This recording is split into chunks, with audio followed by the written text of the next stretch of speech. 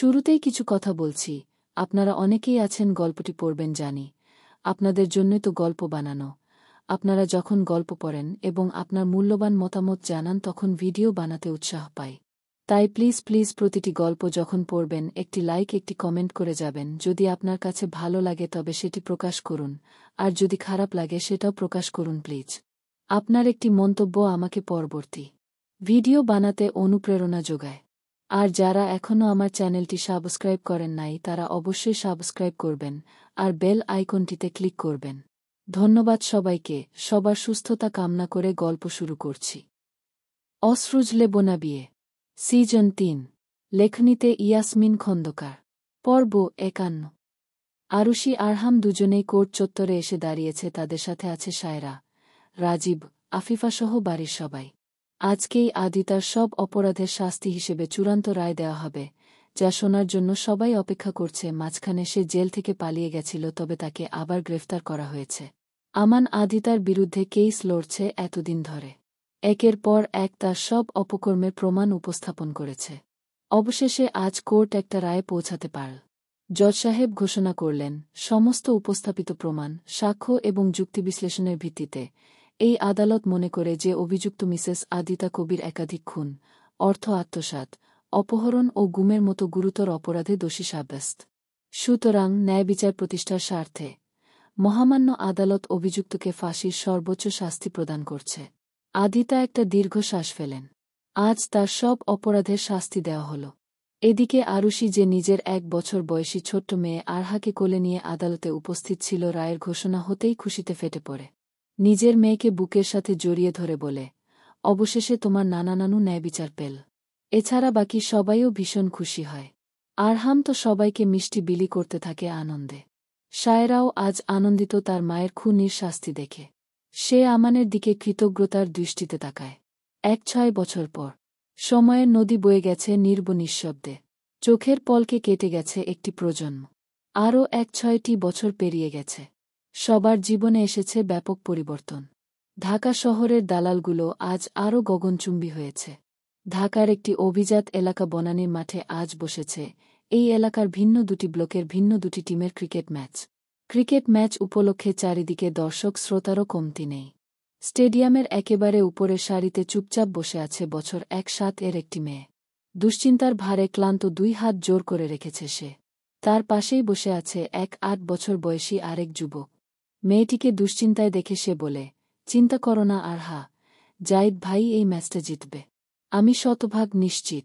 নিজের চাচাতো ভাই আকাশের মুখে এই ভরসার বাণী শুনে শান্ত হতে পারে না আরহা। তার চোখ দুটি ঘুরে বেড়াচ্ছে মাঠের ব্যস্ত প্রস্তুতির দিকে। এমন সময় হঠাৎ করে আরহার পাশে এসে বসে তারই সমবয়সী আরেকটি মেয়ে। সে এসেই দাঁত কেলিয়ে বলে, যে যাই বলুক, জিতবে তো আমার ভাইয়া। আমার ভাই হল একজন professional cricketer, part time cricketer নয়। ছোটবেলা থেকে কত টুর্নামেন্টে অংশ নিয়েছে। তাকে হারানোর সাধ্য কি ওই বুয়েট পড়ুয়া ইঞ্জিনিয়ারের আছে নাকি? নিজের প্রিয় বান্ধবী রিয়াসার মুখে কথাটা শুনে তীক্ষ্ণ চোখে তার দিকে তাকালো আরহা। স্বভাবে সে ভীষণ শান্ত। প্রয়োজনের অতিরিক্ত কোনো কথা বলে না, কিন্তু নিজের বড় ভাই জাহিদকে ভীষণ ভালোবাসে। তার বিরুদ্ধে কোনো কথাই শুনতে পারে না। এজন্য তো শান্তস্বরে জবাব দিল, আমার ব্রো প্রফেশনাল ক্রিকেটার নাই হতে পারে, বাট উনি যথেষ্ট ট্যালেন্টেড। আমার স্থির বিশ্বাস, আমার ব্রোই আজ এই ম্যাচটা জিতবে। কথাটা শুনে রিয়াসা ডোন্ট কেয়ার ভাব নিয়ে বলে, অন্য কেউ হলে হয়তোবা জেতার চান্স ছিল, কিন্তু প্রতিপক্ষ যখন মাশরাফি হোসেন তখন জেতার চান্স একদম জিরো। আরহা আর কথা বাড়াল না, শুধু চোখ বন্ধ করে দোয়া করতে লাগল নিজের বড় ভাইয়ের জন্য। রিয়াসার তার ভাইয়ের জন্য দোয়া করল। তারা দুজনেই সমবয়সী এবং একই কলেজে ইন্টার সেকেন্ড ইয়ারে সায়েন্স নিয়ে পড়ছে। যদিও তাদের দুজনের স্বপ্ন ভিন্ন, আরহার স্বপ্ন তার দাদির মতো ডাক্তার হওয়া, মানুষের সেবা করা। অন্যদিকে রিয়াসা পড়াশোনায় ভালো হলেও তার গানের গলা আরও বেশি চমৎকার। সে চায় অনেক বড় গায়িকা হতে। এমনিতে তাদের সব বিষয়ে গলায় গলায় ভাব। একে অন্যের বিপদে ঢাল হয়ে দাঁড়ায়। কিন্তু যখনই তাদের ভাই জাহিদ ও মাশরাফির ব্যাপার আসে, যারা আবার সেই ছোট্টবেলা থেকে একে অপরের চিরপ্রতিদ্বন্দ্বী, তখন যেন তারা দুজন দুই ভিন্ন মেরুতে চলে যায়। আকাশ, আমিনার ছোট ভাই, সে আবার সেই ছোটবেলা থেকেই জাহিদের ভীষণ বড় ভক্ত। নিজের চাচাতো ভাইকে সে নিজের আইডল ভাবে, তাই তো সবসময় তাকেই সাপোর্ট করে। বর্তমানে সে এইচএসসি পরীক্ষা শেষ করে এখন এডমিশনের প্রস্তুতি নিচ্ছে। তার শখ নিজের বাবার মতো একজন আইনজীবী হওয়া। রিয়াসা যখন জাইদের নামে এমন কথা বলল তখন সে চুপ থাকতে পারল না।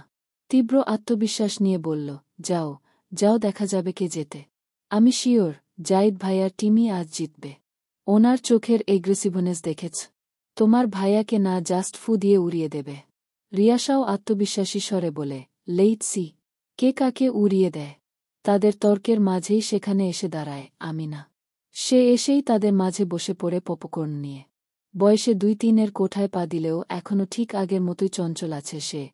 বর্তমানে ঢাকা বিশ্ববিদ্যালয়ে ইংরেজি নিয়ে ৩য় বর্ষে অধ্যয়নরত সে। এসেই সবার দৃষ্টি আকর্ষণ করে বলে, এসব ফালতু তর্ক বাদ দিয়ে সবাই পপকর্ন নিয়ে খেলা উপভোগ করতে শুরু করো, হার জিত তো লেগেই থাকে। আসল ব্যাপার হলো খেলার থ্রিলটা ফিল করা। রিয়াসা অনেক আগ্রহ নিয়ে আমিনাকে জিজ্ঞেস করে, তুমি কার পাশে আপাই? আকাশ বলে ওঠে, এটা আর জিজ্ঞেস করার কি আছে? আমার আপাই আমাদের বাড়ির ছেলে জাইদ ভাইয়ার পাশেই আছে। আকাশের সব আশায় পানি ঢেলে আমিনা বলে ওঠে, নাহ ভাইও, আমি ওই জেদি রামছাগলটার পাশে নেই। মানে? তাহলে কার পাশে আছ তুমি? আমিনা পপকর্ন খেতে খেতে বলে, যে জিতবে তার পাশে। রিয়াসা বলে ওঠে, তাহলে তো তুমি আমার ভাইয়ার পাশেই আছো। সবার এত কথার মাঝে আরহা শান্ত চোখে সবকিছু পর্যবেক্ষণ করছিল। বরাবরই সে এমনই, খুব একটা যুক্তিতর্কে যায় না, শান্ত থেকে শুধু সবকিছু পর্যবেক্ষণ করে আর অনেক হিসাব করে কথা বলে। এরই মধ্যে মাঠে নামে দুটি বিপরীত টিম। একদিকে ছিল জাইদ খান, ২-৪ বছর বয়সী একটা গবগে যুবক। ভীষণ রাগী ও জেদি সে। যদিও সে বাবার পদচিহ্ন ফলো ইঞ্জিনিয়ারিংকেই বেছে নিয়েছে, বুয়েটে সিভিল ইঞ্জিনিয়ারিং ডিপার্টমেন্টে ফাইনাল ইয়ারে অধ্যয়নরত সে। ইঞ্জিনিয়ারিং তার পেশা হলেও ফুটবল হল তার নেশা। ছোটবেলা থেকে সে হার শব্দটাকে ভীষণ ঘৃণা করে। সদা জয় ছিনিয়ে নিতে বদ্ধপরিকর সে, তার চোখেও এখন সেই জেদ প্রকাশ পাচ্ছে, কেননা আজকের ম্যাচে তার প্রতিপক্ষ এমন একজন যাকে সে শুরু থেকেই নিজের প্রতিদ্বন্দ্বী ভাবে। অন্যদিকে ঠিক তার সামনাসামনি দাঁড়িয়ে নিজের টিমের সবার সাথে পরামর্শ করছে মাশরাফি হোসেন। বছর ২-৫-এর গম্ভীর স্বভাবের এই যুবকের চোখে রাগ বা জেদ কোনো কিছু নেই। আছে শুধু আত্মবিশ্বাস ও মনোবল। ভীষণ কৌশলী ও বুঝদার সে। ছোটবেলা থেকেই নানান টুর্নামেন্টে অংশ নিয়েছে সে। তার স্বপ্ন একজন বড় ক্রিকেটার হওয়া।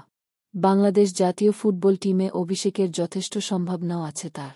প্রথমেই দুজনকে টসের জন্য মাঠের মধ্যে দাঁড়াতে হল, যেহেতু তারা দুজনেই দুটি টিমের ক্যাপ্টেন। জাইদ টসে জিতে একটা বিজয়ীর হাসি দিল। সে প্রথমে ব্যাটিং বেছে নিল। মাশরাফি ভদ্রতাসূচক হ্যান্ডশেকের জন্য হাত বাড়িয়ে দিলেও জাইদ তাকে কোনো পাত্তা না দিয়ে নিজের টিমের কাছে চলে গেল। মাশরাফি দীর্ঘশ্বাস ফেল। ম্যাচ শুরু হল। প্রথম ওভারেই জাইদ আগ্রাসী ভঙ্গিতে ৪ মেরে শুরু করে। তার প্রতিটি শটে যেন জেদ আর দম্ভ ঝরে পড়ছে। জাইদ তার স্বভাবসুলভ জেদি মনোভাব নিয়ে ব্যাট চালাচ্ছে, কিন্তু মাশরাফির বোলিং তাকে বারবারই চ্যালেঞ্জ জানাচ্ছে। মাশরাফি তার অভিজ্ঞতার ঝুলি থেকে একের পর এক কৌশল বের করছে। তার বোলিংয়ে নেই কোনো অতিরিক্ত আগ্রাসন। খেলা জমে উঠল। একপাশে জাইদের ব্যাটের তাণ্ডব, অন্যদিকে মাশরাফির নিখুঁত বোলিং। জাইদ একবারে বলকে উড়িয়ে মারতে পছন্দ করে, আর মাশরাফি চেষ্টা করে তাকে ফাঁদে ফেলা। একসময় জাইদ একটি শর্ট বলে মাশরাফিকে স্কয়ার লেগে একটি দুর্দান্ত ৬ মারল। জাইদ অহংকারী হাসি হেসে মাশরাফির দিকে তাকাল, যেন বোঝাতে চাইল, আমাকে আউট করা এত সহজ নয়। মাশরাফি এক মুহূর্তের জন্য বিরক্ত হলেও নিজেকে সামলে নিল। তার চোখে প্রতিশোধের আগুন জ্বলে উঠল। পরের ওভারেই মাশরাফির একটি স্লোয়ার বলে জাইদ আউট হয়ে গেল। জাইদ রাগে গজগজ করতে করতে প্যাভিলিয়নে ফিরল। জাইদের চোখে মুখে ছিল সুস্পষ্ট হতাশা। আরহা জাইদের কাছে এসে সান্ত্বনা দিতে চাইল, ব্রো, তুমি চিন্তা করো না, আমার মনে হয় তোমার টিমই জিতবে। জাইদ তীব্র আত্মবিশ্বাস নিয়ে বলল, আমি তো নিশ্চিত আমি এই ম্যাচটা জিতব। জাইদ খান কখনো হারতে শেখেনি। অন্যদিকে জাইদকে আউট করে মাশরাফির দল আনন্দে ফেটে পড়ল। রিয়াসা করতালি দিয়ে মাশরাফিকে উৎসাহ দিল। আমিনা রান আউট করার আনন্দে লাফাতে লাগল। ম্যাচ গড়িয়ে চল। জাইদের দল মাঝারি মানের স্কোর গড়তে পারল। এবার মাশরাফির দলের পালা। মাশরাফি ওপেনিংয়ে নামল। তার শান্ত ও পরিপক্ক ব্যাটিং দেখে জাইদের রাগ আরও বেড়ে গেল। মাশরাফি প্রতিটি বল সাবধানে খেলছিল এবং সুযোগ পেলে বাউন্ডারি মারছিল। জাইদ ফিল্ডিংয়ে নেমেছিল, আর তার জেদি মনোভাব তাকে আরও বেশি আগ্রাসী করে তুলছিল। সে চাইছিল মাশরাফিকে যত দ্রুত সম্ভব আউট করতে। জাইদ নিজেই বল তুলে নিল। দ্রুত রান আপে এসে মাশরাফির দিকে একটি ফাস্ট বল ছুড়ল। মাশরাফি সেই বলটি ডিফেন্স করল। খেলা শেষের দিকে মাশরাফির দল জয়ের খুব কাছাকাছি। শেষ ওভারে জিততে দরকার মাত্র 4 রান, হাতে আছে 2 উইকেট। জাইদ বল করতে আসল। তার চোখে মুখে জেদ, অহংকার আর আগ্রাসীভাব স্পষ্ট। সে চাইছিল মাশরাফিকে আউট করে ম্যাচ জিততে। জাইদ নিজের সবটুকু শক্তি দিয়ে বল করল। মাশরাফি শান্তভাবে সেই বলটা অফ সাইডে ঠেলে দিয়ে 2 রান নিল। পরের বলে মাশরাফি আরও 2 রান নিয়ে ম্যাচটা জিতে গেল। মাশরাফির দলের সবাই আনন্দে চিৎকার করে উঠল। রিয়াসা ছুটে এসে মাশরাফিকে জড়িয়ে ধরল। আমিনাও এগিয়ে গিয়ে মাশরাফিকে শুভেচ্ছা জানাল। আকাশ ও আরহা দুজনেই দুঃখী দুঃখী ভাব করে দাঁড়িয়ে রইল। জাইদ হতাশায় মাথা নিচু করে ফেল। আরহা তার ভাইয়ের পাশে এসে দাঁড়াল। সে জানত জাইদ এই হার সহজে মেনে নেবে না। ম্যাচ শেষ হওয়ার পর মাশরাফি এগিয়ে এসে জাইদের হাত বাড়াল। তুমি খুব ভালো খেলেছ জাইদ। আজ হয়তো আমরা জিতেছি, কিন্তু তোমার টিমের পারফরম্যান্স দুর্দান্ত ছিল। জাইদ অবশ্য সেই হাতে হাত মেলাল না। সে কেবল মাশরাফির দিকে এক ঝলক কঠিন দৃষ্টিতে তাকিয়ে সেখান থেকে সরে গেল। তার অহংকারী মন এই হার মেনে নিতে পারছিল না। To be continue. আজ থেকে শুরু হলো নতুন জেনারেশনের গল্প। নতুন জেনারেশনের প্রথম পর্ব কেমন লাগল? 1-0 কত দেবেন? অসরুজলে বোনা বিয়ে। সিজন 3। লেখনীতে ইয়াসমিন খন্দকার। পর্ব 52। আরহা বিষণ্ণ চোখে তার বড় ভাই জাইদকে পর্যবেক্ষণ করছিল। যদিও জাইদ তখনও অবধি বেশ শান্ত ছিল, কিন্তু তার এই শান্ত থাকা যে বৃহৎ ঝড়ের পূর্বাভাস সেটা আরহা উপলব্ধি করতে পারে। আকাশ যে আরহার পাশেই দাঁড়িয়েছিল সে হঠাৎ করে বলে ওঠে, তোমার কি মনে হচ্ছে আরহা, জাইদ ভাই কি এই হারটা সহজে মেনে নেবে? আরহা দীর্ঘশ্বাস ফেলে বলে, মনে তো হয় না। জাইদ ধীর গতিতে সবার অলক্ষ্যে স্টেডিয়াম থেকে বের হয়ে গেল। আকাশ তাকে বের হতে দেখে তার পিছন পিছন গেল। আরহা শান্তভাবে সেখানেই দাঁড়িয়ে রইল। কিছু সময় পর আমিনা ও রিয়াসা এলো আরহার পাশে। রিয়াসা তো এসেই বিদ্রূপ করে বলল, কি হলো? তোকে বলেছিলাম না আমার ভাইয়াই ম্যাচটা জিতবে? আমার কথা মিলল তো। চল এখন এই উপলক্ষে আমি তোকে বিশেষ ট্রিট দেই। আমিনা বলে ওঠে, তুমি ট্রিট দেবে কেন? যে জিতেছে তাকে ট্রিট দিতে হবে। তোমার ভাইয়াকে বলো আমাদের ট্রিট দিতে। এমন সময় মাশরাফিও সেখানে চলে আসে। মাশরাফি এসেই আরহার দিকে তাকায়। আরহা বরাবরের মতোই শান্ত ভঙ্গিমায় দাঁড়িয়েছিল, তবে তার চোখে ছিল অন্য এক উদ্বেগ। মাশরাফিকে দেখেই আমিনা তার সামনে গিয়ে বলে, এই যে মিস্টার চ্যাম্পিয়ন, আমাদের ট্রিট কোথায়? এত বড় জয় উপলক্ষে ট্রিট কি পাব না? মাশরাফি স্বভাবচরিত গম্ভীর স্বরে বলে, ট্রিট তো অবশ্যই পাবে সবাই। আমিনা খুশি হয়ে যায়। অতঃপর রিয়াসাকে বলে, চলো আমরা ওইদিকে যাই। শুনলাম ওখানে নাকি অনেক খাবারের স্টল বসেছে। হ্যাঁ আপু চলো। আরহা তুই যাবি আমাদের সাথে? আরহা বলে, তোরা যা, আমি আসছি। রিয়াসা ও আমিনা একসাথে সেদিকে যায়। আরহাও যেতে নিচ্ছিল। মাশরাফিকে পাশ কাটিয়ে যাওয়ার সময় সে এক পলক তার দিকে তাকিয়েই চোখ নামিয়ে নেয়। মাশরাফি আচমকা বলে ওঠে, সবাই তো আমাকে শুভেচ্ছা জানালো, তুমি জানাবে না? আরহা থেমে যায়। মাশরাফির দিকে তাকাতেই তাদের চোখাচোখি হয়। আরহা লজ্জায় চোখ নামিয়ে বলে, অভিনন্দন। বলে সে আবারও সামনের দিকে পা বাড়াতে নেবে, এমন সময় মাশরাফি আবারও বলে ওঠে, আমার জয় বুঝি তোমায় আনন্দ দেয়নি তাই না? আরহা বলে, তেমনটা নয়, আমি শুধু ব্রো এর জন্য। মাশরাফি এবার সরাসরি আরহার সামনে এসে দাঁড়িয়ে বলে, ব্যাপার না, খেলায় হার জিত তো লেগেই থাকে। আশা করছি তোমার ব্রো খুব শীঘ্রই কোনো একটি ম্যাচ জিতবে যা তোমার খুশির কারণ হবে। কথাটা বলেই সে আরহার দিকে তাকিয়ে সুন্দর হাসি দিয়ে তার পথ ছেড়ে দেয়। আরহাও আর এক মুহূর্ত না দাঁড়িয়ে সামনের দিকে পা বাড়ায়। মাশরাফি আরহার যাওয়ার পানে তাকিয়ে থাকে। এই মেয়েটা যেন তার জীবনে এক অন্যরকম শান্তির কারণ। বয়সে নিজের থেকে অনেক ছোট এই মেয়েটার প্রতি সেই কিশোর বয়স থেকেই মাশরাফির মনে এক অন্যরকম অনুভূতি কাজ করে। কিন্তু আজ অবধি তাকে সেটা বলার সাহস হয়নি। যদিও মাশরাফির চোখের দিকে তাকালেই তার মনের ভাষা পড়া সম্ভব। তবে শান্তশিষ্ট অন্তর্মুখী মেয়েটা কখনো হয়তো সেই ভাষা বোঝার চেষ্টা করেছি। অথচ তার এই শান্ত আচরণগুলো মাশরাফির বুকে উথালপাতাল ঢেউ সৃষ্টি করে প্রতি মুহূর্তে। আরুষি ও আরহাম তাদের বাড়ির ড্রয়িং রুমে বসেছিল। আরহাম বসে বসে খবরের কাগজ পড়ছিল এবং আরুষি পুরো ঘরজুড়ে পায়চারি করে চলেছিল। আরুষিকে এভাবে পায়চারি করতে দেখে আরহাম বলে উঠলেন, এত চিন্তা কেন করছো আরুষি? একটু শান্ত হয়ে বসো। আরুষি হতাশ স্বরে বলেন, কিভাবে শান্ত হব বলো তো? আমি তো তোমার মেয়ে আরহার মতো সবসময় সুপার কুল থাকার গুণ নিয়ে জন্ম নেইনি, আর না তোমার ছেলের মতো অতিরিক্ত রাগ জেদ নিয়ে জন্ম নিয়েছি। আরহাম সামান্য হেসে বলেন, তুমি তো এমনভাবে বলছো যেন ওরা শুধু আমারই ছেলে মেয়ে, তোমার কেউ নয়। আসলে মাঝে মাঝে আমার এটাই মনে হয় যে ওরা কি আসলেই আমার সন্তান, নাকি হাসপাতালে অদল বদল হয়ে গেছিল। একজনের মাঝেও আমার কোনো গুণাবলী নেই। একজন প্রশান্ত মহাসাগরের মতো শান্ত, আরেকজন যেন আগ্নেয়গিরির উত্তল লাভা। আজ তো আবার জাইদের ক্রিকেট ম্যাচ আছে। যদি কোনো কারণে ও হেরে যায় তাহলে যে কি লঙ্কাকাণ্ড বাঁধাবে সেটা ভেবেই আমার শান্তিতে থাকা হারাম হয়ে গেছে। আরহাম বলে ওঠেন, খেলায় তো হারজিত থাকবেই, এটা নিয়ে এত চিন্তার কি আছে? সেটা তোমার গুণধর ছেলেকে কে বোঝাবে? এরকম সময়েই হঠাৎ করে তীব্র বেগে ড্রয়িং রুমে প্রবেশ করে আবার তীব্র বেগে নিজের রুমের দিকে পা বাড়ায় জাইদ। তাকে এত ক্ষিপ্তগতিতে আসতে দেখে আরুষি বা আরহাম কি বলার সুযোগও পেয়ে ওঠেন না। কিছু সময় পর আকাশ চলে এলে আরুষি তাকে থামিয়ে বলে, কি হয়েছে আকাশ? জাইদের আচরণ তো সুবিধা লাগছে না। আকাশ বলে ওঠেন, জাইদ ভাইয়া আজকে ম্যাচটা হেরে গেছে বড় আম্মু, তাই এত রেগে আছে। কথাটা শোনামাত্র আরুষি মাথায় হাত দিয়ে সোফায় বসে পড়ে বলেন, হয়ে গেল, আজ আর ঘরের একটা জিনিসও আর আস্ত থাকবে না। কথাটা বলতে না বলতেই জাইদের রুম থেকে ভাঙচুরের শব্দ ভেসে এলো। আরহাম উঠে দাঁড়িয়ে বললেন, এসবের মানে কি? জাইদ কি এখনও ছেলেমানুষ আছে নাকি? ওকে এসব থামাতে বলো আরুষি, না হলে কিন্তু আমার থেকে খারাপ কেউ হবে না। তুমি গিয়ে তোমার গুণধর পুত্রকে থামতে বলো। আমাকে এসবের মধ্যে টেনো না।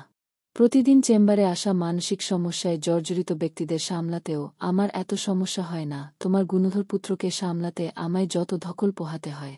এমন সময় আমান সেখানে উপস্থিত হয়ে বলেন, ভাইয়া, আপাই, আকাশ, তোমরা সবাই এখানে? এত শব্দ কিসের হচ্ছে? মনে হচ্ছে কোনো কিছু ভাঙচুর চলছে। আকাশ তার বাবার উদ্দেশ্যে বলে, জাইদ ভাইয়া আজ ক্রিকেট ম্যাচ হেরে গেছে, তাও আবার মাশরাফি ভাইয়ার বিপক্ষে। এজন্যই এত রেগে ভাঙচুর করছে। আমান দীর্ঘশ্বাস ফেলে বলেন, এই ছেলে আর শোধরাল না। ভাগ্যিস মম ড্যাড সিলেটে ঘুরতে গেছেন, তাহলে এসব দেখে ওনাদের বিপি হাই হয়ে যেত। আরুষি বলে ওঠেন, ওনারা তো বেঁচে গেছেন, কিন্তু তোমার ভাইপোর কাণ্ড দেখে আমার বিপি হাই হয়ে যাচ্ছে। এরকম সময় আমিনা ও আরহা বাড়িতে চলে আসে। তারা এসেই ড্রয়িং রুমে সবাইকে এভাবে আলোচনা করতে দেখে অবাক হয়। আমিনা এগিয়ে এসে বলে, কি হয়েছে, তোমরা সবাই কি নিয়ে আলোচনা করছ? আরুষি হতাশ স্বরে বলেন, কি আবার হবে আমিনা? জাইদ নিজের হার মেনে নিতে না পেরে এখন নিজের ঘরের আসবাবপত্রের উপর রাগ ঝাড়ছে। আরহা বলে ওঠে, কি বলছো তুমি মাম্মা? ব্রো এখনও সেই আগের মতো পাগলামি করছে।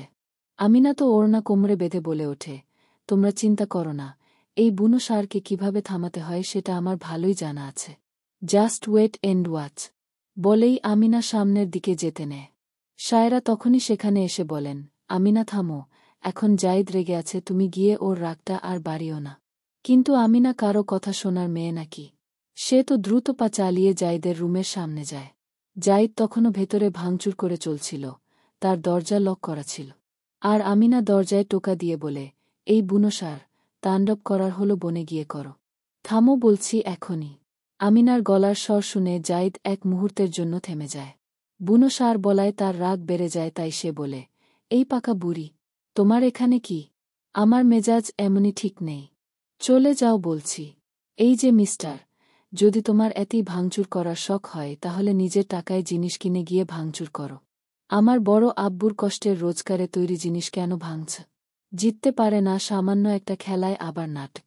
জাইদ রেগে এবার দরজা খুলে রক্তিম চোখে আমিনার দিকে তাকায়। কিন্তু আমিনাও থোড়াই ভয় পায়। সেও রাগী চোখে তাকিয়ে বলে, যত টাকার জিনিস ভেঙেছ সব ভরপাই করে দাও, না হলে আজ থেকে এই বাড়িতে থাকা, খাওয়া, ঘুমানো সব তোমার জন্য বন্ধ। Two be continue. অসরুজলে বোনা বিয়ে, সিজন ৩। লেখনীতে ইয়াসমিন খন্দকার। পর্ব ৫৩। আমিনা জাইদকে নিয়ে নিচে এসে অন্দরমহলের সবার সামনে উপস্থিত হয়।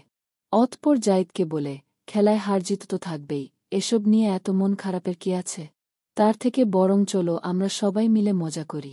জাইদ দীর্ঘশ্বাস ফেলে বলে, তোমার কি মনে হয় এরকম পরিস্থিতিতে আমি মজা করার মুডে আছি? তোমার মজা করার মুড থাকলে ওই মাশরাফিকে গিয়ে বলো, ওর এখন ভীষণই মুড আছে মজা করা। এমন সময় আরহাম এগিয়ে এসে বলেন, জাইদ, এত মন খারাপ করার মতো কিছু হয়নি জীবনে, হার এবং জয় দুটোকেই স্বাভাবিকভাবে নিতে হয়। আজ তুমি হেরেছ, কিন্তু ভবিষ্যতে তো আবার জিততেও পারো। মনে রেখো, জীবন পুষ্পসজ্জা নয়, এখানে সহজে কোনো কিছু পাওয়া যাবে না। সহজে পেয়ে গেলে কোনো কিছুর মূল্য থাকে না, এজন্য তুমি নিজেকে শক্ত করো, আর আমার কথা মন দিয়ে শোনো। রাগ ঝেড়ে ফেলে সবার সাথে আনন্দ মজা করো। মনে রেখো, এই সুন্দর স্মৃতিগুলোকে একদিন তুমি ভীষণ মিস করবে। আজ হয়তো সব পরিজন পাশে আছে বলে কিছু মনে হচ্ছে না, কিন্তু একদিন দেখবে সবাইকে ভীষণ মিস করবে তুমি। তখন জীবনে সফলতা থাকলেও আপনজনের অভাব টের পাবে হারে হারে। আরুষিও সমর্থন প্রকাশ করে বলেন, তোমার বাবা একদম ঠিক বলেছে জাইদ। পরিবারের সাথে আনন্দ করা, প্রতিটা সম্পর্কের মূল্য দেয়ার মাঝেই জীবনের আসল খুশি লুকিয়ে। তুমি কত লাকি, তোমার এত সুন্দর একটা বোন, এত ভালো দুটো কাজিন, আর এত বড় একটা পরিবার আছে। অথচ জানো, আমি একটা সিঙ্গেল ফ্যামিলিতে বড় হয়েছি। ছোটবেলায় একটা বড় পরিবারকে ভীষণ মিস করেছি। অথচ তুমি এত ভালো সাপোর্টিভ ফ্যামিলি পেয়েও তার মূল্য দিচ্ছ না। জাইদ এবার কিছুটা নিজের ভুল উপলব্ধি করতে পারে ও বলে, তোমরা হয়তো ঠিকই বলছ, আমি একটু বেশি মেজাজ গরম করে ফেলেছি। আসলে এভাবে হারটা মানতে পারিনি। এমন সময় আরহা এগিয়ে এসে স্বভাবচরিত শান্ত স্বরে বলে ওঠে, খেলার রেজাল্ট যাই হোক না কেন, আমার কাছে আমার ব্রো সবসময় চ্যাম্পিয়ন। জাইদ খুশিতে জড়িয়ে ধরে নিজের বোন আরহাকেও বলে, ধন্যবাদ সিস, তোর এই কথাগুলোই আমাকে অনেক ভরসা দেয়। আকাশও এসে বলে, হ্যাঁ ভাইয়া, তুমি আমার আইডল। আমি আমার সব বন্ধুদের কাছে তোমার কত প্রশংসা করি জানো। আমি নিশ্চিত এরপরের ম্যাচে তুমি অনেক বড় একটা জয় পাবে। জাইদ বলে, এরপর হয়তো আমি আর কোনো ম্যাচ খেলার সুযোগ পাব না। আমিনা অবাক স্বরে এগিয়ে এসে জিজ্ঞেস করে, কেন? এই কথা কেন বলছ? কারণ সামনেই আমার ফাইনাল এক্সাম, এরপর আমাকে গ্র্যাজুয়েশনের জন্য বিদেশে যেতে হবে। তোমরা তো জানোই, আমার বিদেশেই ভালো একটা ক্যারিয়ার গঠন করে ওখানেই সেটেল হবার ইচ্ছা। শান্ত কিন্তু আবেগপ্রবণ আরহা এই কথাটা শুনে বলে, তুমি আমাদের সবাইকে ছেড়ে যাবে ব্রো? জাইদ আরহার মাথায় হাত বুলিয়ে বলে, ধুর, আমি আমার সিসকে ছাড়া ভালো থাকব নাকি? তুই ভালো করে পড়াশোনা কর, একজন প্রতিষ্ঠিত ডক্টর হ। তারপর তুইও চলে আসিস আমার কাছে। এমনিতেও এই দেশে ভালো কোনো স্কোপ নেই। আমাদের বিদেশে গিয়েই সেটেলড হওয়া বেটার। জাইদের এসব কথা শুনে আফিফা দীর্ঘশ্বাস ফেলে তাকায় তার দিকে। আফিফার চোখে একটা চাপা বেদনা যা সে প্রকাশ করে না। আকাশ অবশ্য বলে ওঠে, আমিও তোমার সাথে একমত ভাইয়া। আমিও বিদেশে গিয়ে লো নিয়ে পড়ব ভাবছি। আপাতত আমার এডমিশন পিরিয়ড চলছে, তবে আমি চাই বিদেশে গিয়ে লো নিয়ে পড়তে। জাইদ বলে, একদম ঠিক ডিসিশন নিয়েছ তুমি জাইদ। শায়রা বলে ওঠে, এখনও নিজের কাপড় চোপড় নিজে ধুতে পারে না। মহারাজ আবার নাকি বিদেশে যাবে। ওখানে নিজের খাবারও নিজেকে রান্না করে খেতে হবে। বুঝেছ? আকাশ বলে ওঠে, কোনো ব্যাপার না, আমি সবটা ম্যানেজ করে নেব।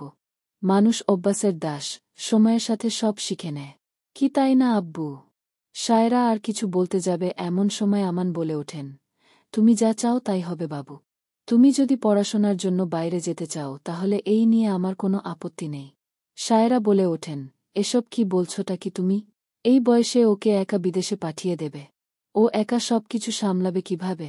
আর আমরাও বা ওকে ছাড়া একা এখানে কিভাবে থাকব? দেখো শায়রা, ভুলে যেও না, তুমি নিজেও কিন্তু বিদেশে মানুষ হয়েছ। তুমি জানো ওখানে কত বেশি সুযোগ সুবিধা।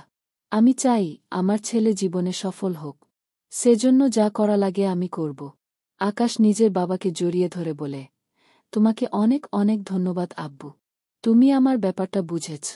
এর মধ্যে আমিনা বলে ওঠে, তোমরা যে যেখানে পারো যাও, কিন্তু আমি একদম সাচ্চা দেশপ্রেমিক। আমি তো নিজের দেশ ছেড়ে কোথাও যাব না। জাইদ বলে উঠল, এই যে এসে গেছেন আমাদের বঙ্গপ্রেমী, তো পাকা বুড়ি, আপনি দেশেই থাকুন, আপনাকে এমনিতেও কেউ বিদেশে নেবে না। কি যোগ্যতা আছে আপনার বিদেশে যাওয়ার? পড়েছেন তো আর্টস নিয়ে, ভার্সিটিতে ইংলিশ নিয়ে পড়ছেন। এসব দিয়ে আর বিদেশে কি ক্যারিয়ার গড়বেন? ওখানে এমনি সবাই ইংরেজি জানে। সর্বোচ্চ এই দেশে একজন ইংরেজি টিচার হতে পারবেন। কথাটা আমিনার মনে আঘাত করে। সে দীর্ঘশ্বাস ফেলে বলে, হ্যাঁ, ঠিক বলেছ তুমি। তোমরা সবাই কত গুণী, তুমি হবু ইঞ্জিনিয়ার, আরহা কত মেধাবী, সায়েন্সে পড়ে ও নিশ্চয়ই ভালো ডাক্তার হবে। আমার ভাইও তো অনেক মেধাবী, ও একজন ভালো লিয়ার হতে পারবে। এই পরিবারে আমি একমাত্র যার কোনো গুণ নেই তেমন। না আমি পড়াশোনায় তেমন ভালো। বলেই সে বিষণ্ণ মুখে স্থান ত্যাগ করে। জাহিদ তাকে আটকানোর চেষ্টা করে বলে, আমিনা ওয়েট, আমি এভাবে বলতে চাইনি, আমি তো জাস্ট মজা করে। এমন সময় আরুষি বলে ওঠেন, এই কাজটা তুমি একদম ঠিক করলে না জাহিদ। আমিনা তোমার মন ভালো করার চেষ্টা করছিল, আর তুমি ওকে এভাবে কষ্ট দিলে। জানোই তো ও এই বিষয় নিয়ে কিরকম হীনমন্যতায় ভোগে। তবু কেন এই নিয়ে কথা বললে? মাম্মা আচ্ছা, আমি ওর রাগ ভাঙানোর ব্যবস্থা করছি। বলেই জাহিদ রোনা দেয় পিছন পিছন। কিন্তু আমিনা নিজের রুমে গিয়ে দরজা বন্ধ করে বসে আছে। সে যেমন চঞ্চল, রেগে গেলে বা কষ্ট পেলে তেমনই ক্ষিপ্ত হয়ে ওঠে। তাই তো রুমে মন খারাপ করে বসে রইল। জাহিদের হাজার ডাকার পরও শুনুন না। জাহিদ বলল, আমার কথাটা শোনো আমিনা। আমি এভাবে কিছু বলতে চাইনি। কিন্তু আমিনা কোনো উত্তরই দেয় না। এর মধ্যে হঠাৎ করে আরহার ফোন বেজে ওঠে। সে ফোন রিসিভ করে বিপরীত দিক থেকে রিয়াসা বলে ওঠে, আমাদের বাসায় আয় একটু। আমি এখন যেতে পারব না, একটু সমস্যা। প্লিজ আরহা আয় এদিকে, অনেক বড় একটা কাণ্ড ঘটে গেছে। আরহা ভয় পেয়ে গেল, রিয়াসার কথা শুনে ভাবল নিশ্চয়ই রিয়াসা আবার কোনো গণ্ডগোল করেছে। তাই বলল, ঠিক আছে আমি আসছি। To be continue. জাহিদের কাজটা কি ঠিক হয়েছে? অসরুজলে বোনাবিয়ে সিজন ৩। লেখনীতে ইয়াসমিন খন্দকার। পর্ব চুজান। আরহা তড়িঘড়ি করে রিয়াসাদের বাড়ির দিকে রওনা দিল। তাদের বাড়ির সামনে এসেই দরজায় দাঁড়িয়ে কলিংবেল বাজাল। কিছু সময় পর আরহার মা মিসেস রুমি এসে দরজা খুলে দিলেন। আরহাকে দেখেই তিনি হাসিমুখে বললেন, আরহা, তুমি এসো, ভেতরে এসো। আরহা শান্তস্বরে জিজ্ঞেস করল, আসসালামু আলাইকুম আন্টি, রিউ কোথায়? ওর কি কোনো সমস্যা হয়েছে? ওর কল পেয়েছিলাম তো। রিয়াসা, ও তো। তিনি আর কিছু বলার আগেই রিয়াসা দৌড়ে এসে আরহাকে দেখে বলে ওঠে, তুই এসে গেছিস বান্ধবী, আয় তোর সাথে জরুরি কথা আছে। বলেই আরহাকে একদম টানতে টানতে নিজের রুমের দিকে নিয়ে যেতে থাকে সে। মিসেস রুমি বলে ওঠেন, সাবধানে রিয়াসা। উফ, এই মেয়েটার মাথায় যে কি চলে। রিয়াসা আরহাকে নিজের রুমে নিয়ে এসে দরজাটা বন্ধ করে। আরহা আবারও জিজ্ঞেস করে, কি হয়েছে রিয়াসা? এভাবে আমাকে জরুরি তলব করলি কেন? রিয়াসা বলে, তোকে একটা জিনিস দেখতে চাই। কি দেখাবি? রিয়াসা খুব সাবধানে নিজের ব্যাগ থেকে একটা কাগজের খাম বের করে আরহার দিকে বাড়িয়ে দিয়ে বলে, এটা কি আছে এখানে? খুলেই দেখ। আরহা খুলে দেখে ভেতরে একটা কনসার্টের টিকিট। সে বলে ওঠে, এটা তো মনে হচ্ছে কোনো কনসার্টের টিকিট। হ্যাঁ, এটা দেখানোর জন্যই তো তোকে ডাকলাম। কি? একটা সামান্য কনসার্টের টিকিট দেখানোর জন্য আমায় এভাবে ডেকে আনলি? আরে পাগলি, এটা কোনো সামান্য কনসার্টের টিকিট না রে। জানিস এই কনসার্টে কে আসবে? কে? আমার আরমান ডার্লিং। আরহা বলে, ওহ, তাই তো বলি, তোর এত এক্সাইটমেন্ট কেন? এক্সাইটেড হব না। জানিস এই কনসার্টে উনি নাকি নিজের কিছু ফ্যানের সাথে দেখা করবেন, আর তাদের নিজের হাতের অটোগ্রাফও দেবেন। আই উইশ আমি যদি কোনোভাবে পেতাম। ভালো তো, তাহলে যা। আরে যাব তো, কিন্তু একটা সমস্যা আছে। কি সমস্যা? এই কনসার্টটা রাত ১-২টার পর, আর এত রাতে তো আব্বু আর ভাইয়া আমাকে কোনোভাবেই বাইরে যেতে দিবে না। তো তুই কি করতে চাচ্ছিস?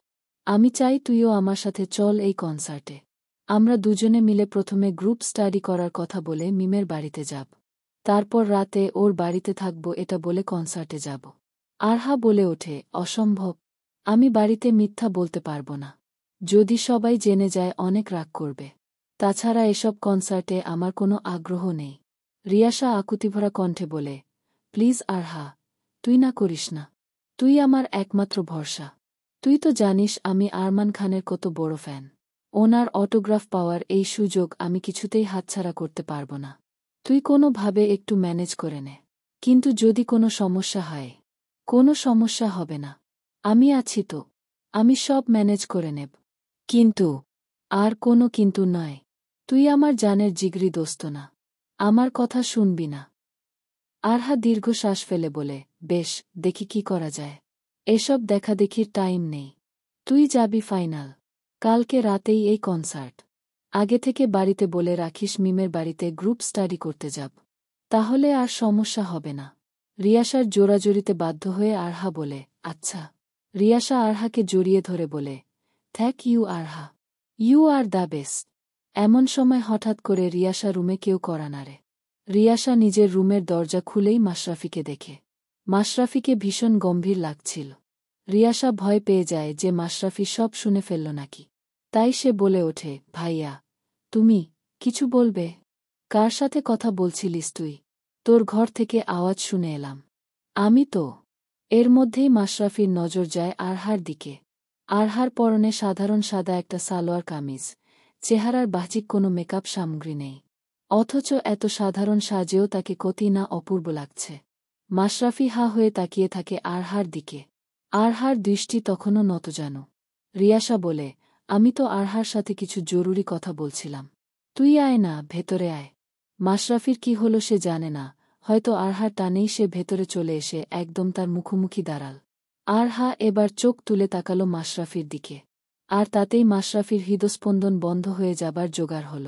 আরহাও কিছুটা বিব্রত বোধ করল। এরই মধ্যে রিয়াসা এগিয়ে এসে বলল, তুই এসে ভালোই হলো ভাইয়া। তুই তো আমাকে আর আমিনা আপুকে নিজের জয় উপলক্ষে ট্রিট দিলি, কিন্তু আরহাকে তো দিসনি। এবার ওর ট্রিটের টাকাটা আমায় দিয়ে দে, আমি ওকে ট্রিট দিয়ে দেব।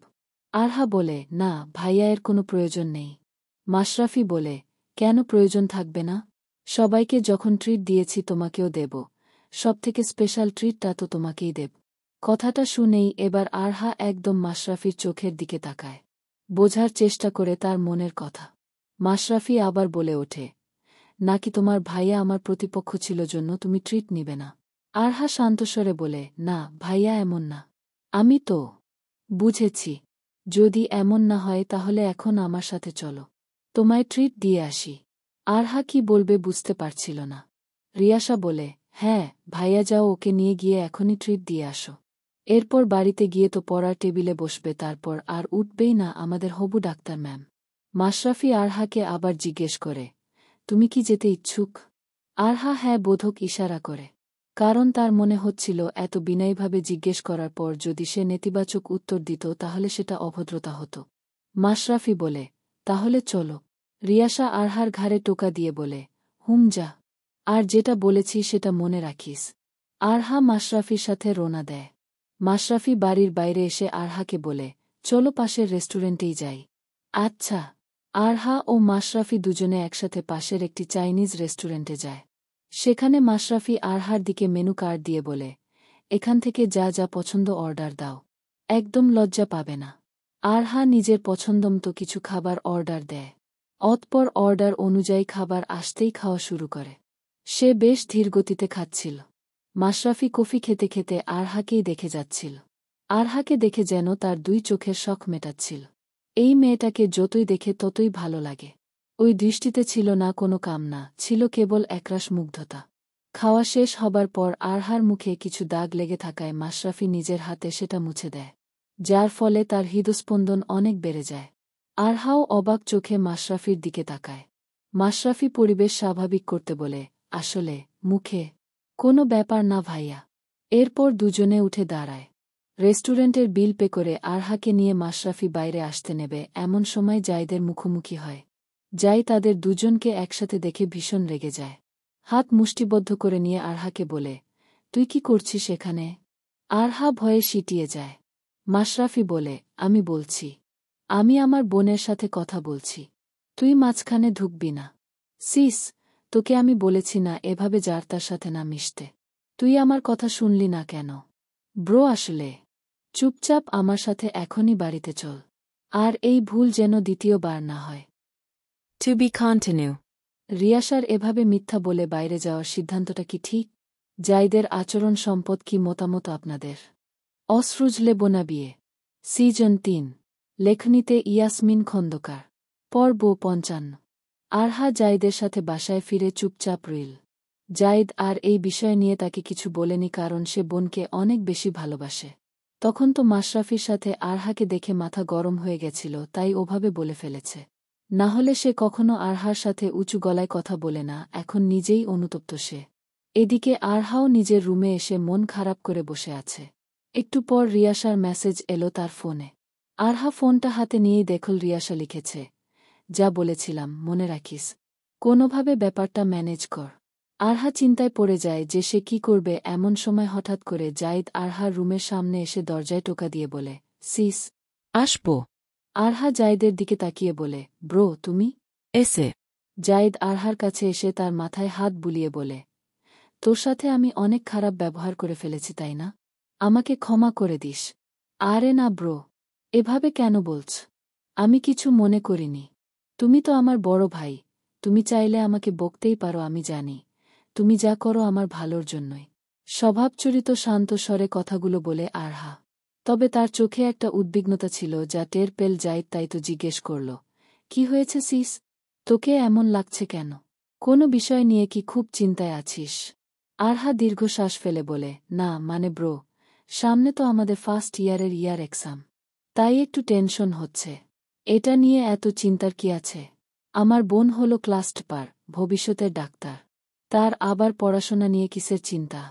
তবুও একটু চিন্তা হচ্ছে। আর মিম, রিয়াসা ওরাও চিন্তা করছে খুব, তাই ওরা বলছিল গ্রুপ স্টাডির কথা। এজন্য আজ বিকেলে আমাকে মিম ওর বাসায় যেতে বলেছে। আজ রাতে আমরা তিনজন একসাথে গ্রুপ স্টাডি করব। জাইদ বলে, তুই মিম আর রিয়াসাকে এখানে আসতে বল। আরহা কিছুটা ভেবে বলে, আসলে মিমের বাবা একটু বেশি রাগী তো, উনি মিমকে বাইরে আসতে দেবেন না। তাই আর কি। ঠিক আছে, বিকেলে তৈরি হয়ে থাকিস, আমি তোকে মিমের বাসায় দিয়ে আসব। আকাশ আরহার রুমের পাশ দিয়েই যাচ্ছিল।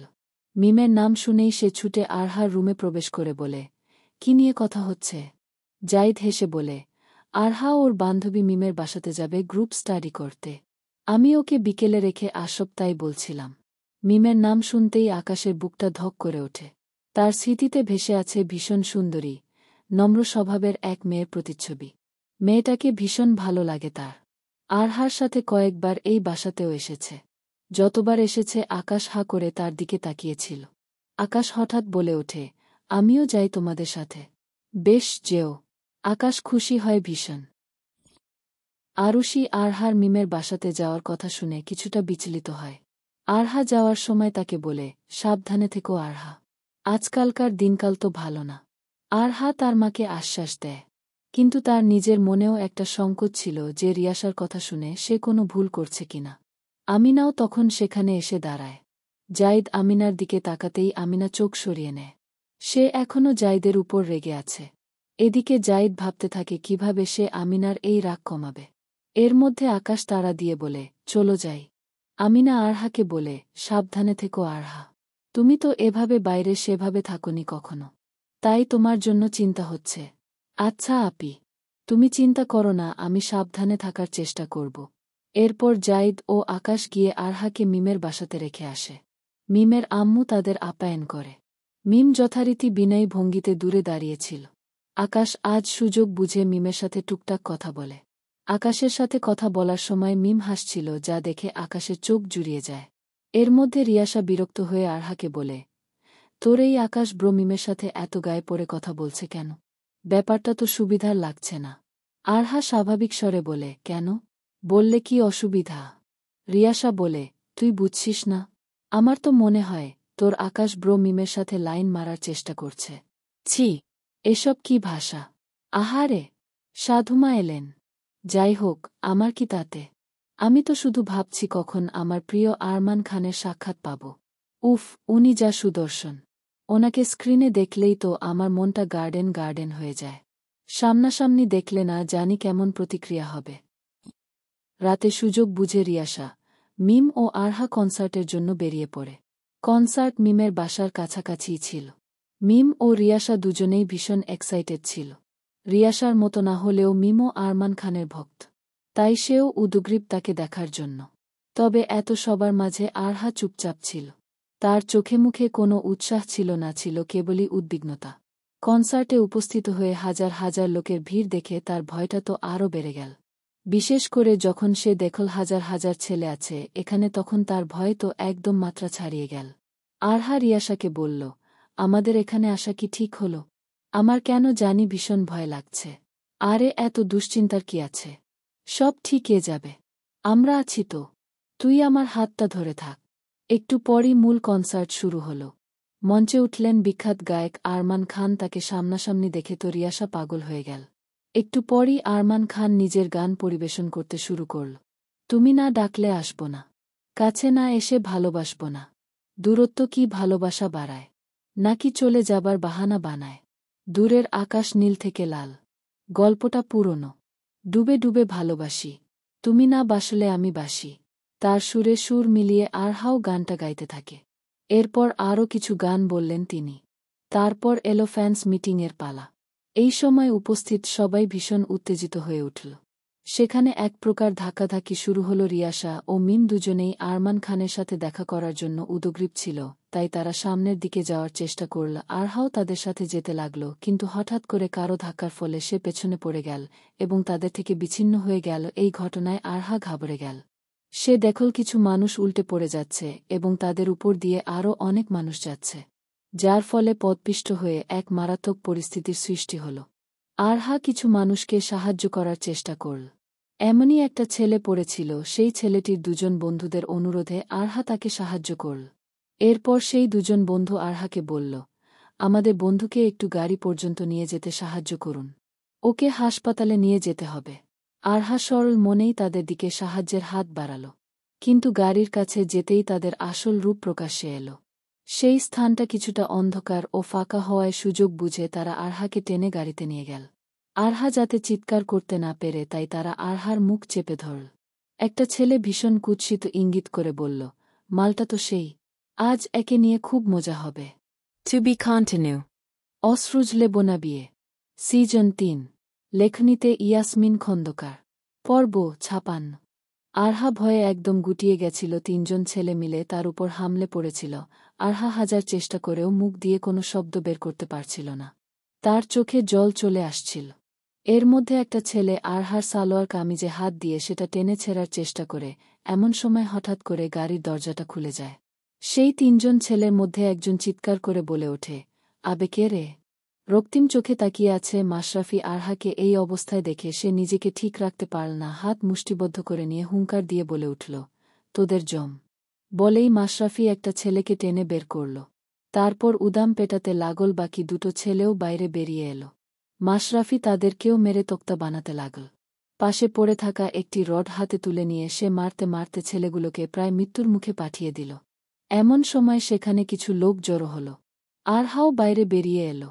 এত মানুষ দেখে সে ভীষণ অস্বস্তি বোধ করতে লাগল। আরহা আকুল স্বরে বলে উঠল, মাশরাফি ভাই থামুন প্লিজ। আরহার একটা কথাই যেন যথেষ্ট ছিল। মাশরাফি থেমে গেল। তার চোখ গেল আরহার দিকে। তার গালে আঁচড়ের দাগ। এই শয়তানগুলো তার বড় কোনো ক্ষতি করতে না পারলেও নোংরা স্পর্শ করেছে, কথাটা ভাবতেই মাশরাফির রক্ত আবার গরম হয়ে গেল। তার ইচ্ছা করছিল ছেলেগুলোকে মেরে ফেলতে, কিন্তু এখন তার আরহাকে সামলানো বেশি প্রয়োজন। তাই দ্রুত ছুটে গেল আরহার দিকে। নিজের পরনের জ্যাকেট খুলে আরহাকে পরিয়ে দিল। আরহা ফুঁপিয়ে উঠল। মাশরাফি হঠাৎ করে আরহাকে জড়িয়ে ধরে বলল, কোনো চিন্তা করো না তুমি আরহা, আমি থাকতে তোমার কোনো ক্ষতি হতে দেব না। এরকম সময় হঠাৎ করে রিয়াসা এবং মিম সেখানে ছুটে এলো। রিয়াসা এসেই ভয়ে ভয়ে বলল, আরহা কি হয়েছে তোর? তুই ঠিক আছিস তো? রিয়াসাকে দেখেই মাশরাফির রাগ আবার জেগে উঠল। সে আরহাকে আগলে নিয়ে রিয়াসার সামনে গেল। এক প্রকার হুঙ্কার দিয়ে বলল, বাড়িতে মিথ্যা বলে এভাবে কনসার্টে আসার সাহস হলো কিভাবে তোর? রিয়াসা আমতা আমতা করে বলে, ভাইয়া আমি তো। রিয়াসা নিজের কথা শেষ করতে পারে না, তার আগেই মাশরাফি ঠাস করে থাপ্পড় বসিয়ে দেয় রিয়াসার গালে। রিয়াসা গালে হাত দিয়ে অশ্রুসিক্ত নয়নে বলে, তুমি আমায় মারলে ভাইয়া? বেশ করেছি, মেরেছি। এত কেয়ারলেস কেন তুই? আজ তোর এই মিথ্যার জন্য কত বড় বিপদ হতে পারত তুই জানিস? ভাগ্যিস এই কনসার্টে আমার একজন বন্ধু এসেছিল, সে তোদেরকে দেখে আমায় ফোন করেছিল, তাই আমি এখানে আসলাম। যদি আজ আমার আসতে আরও একটু দেরি হতো তাহলে এর ফল কি হতো তুই ভাবতে পারছিস? আজ হয়তো আরহার সাথে খুব খারাপ কিছু হয়ে যেত, তারপর তুই পারতি নিজেকে ক্ষমা করতে।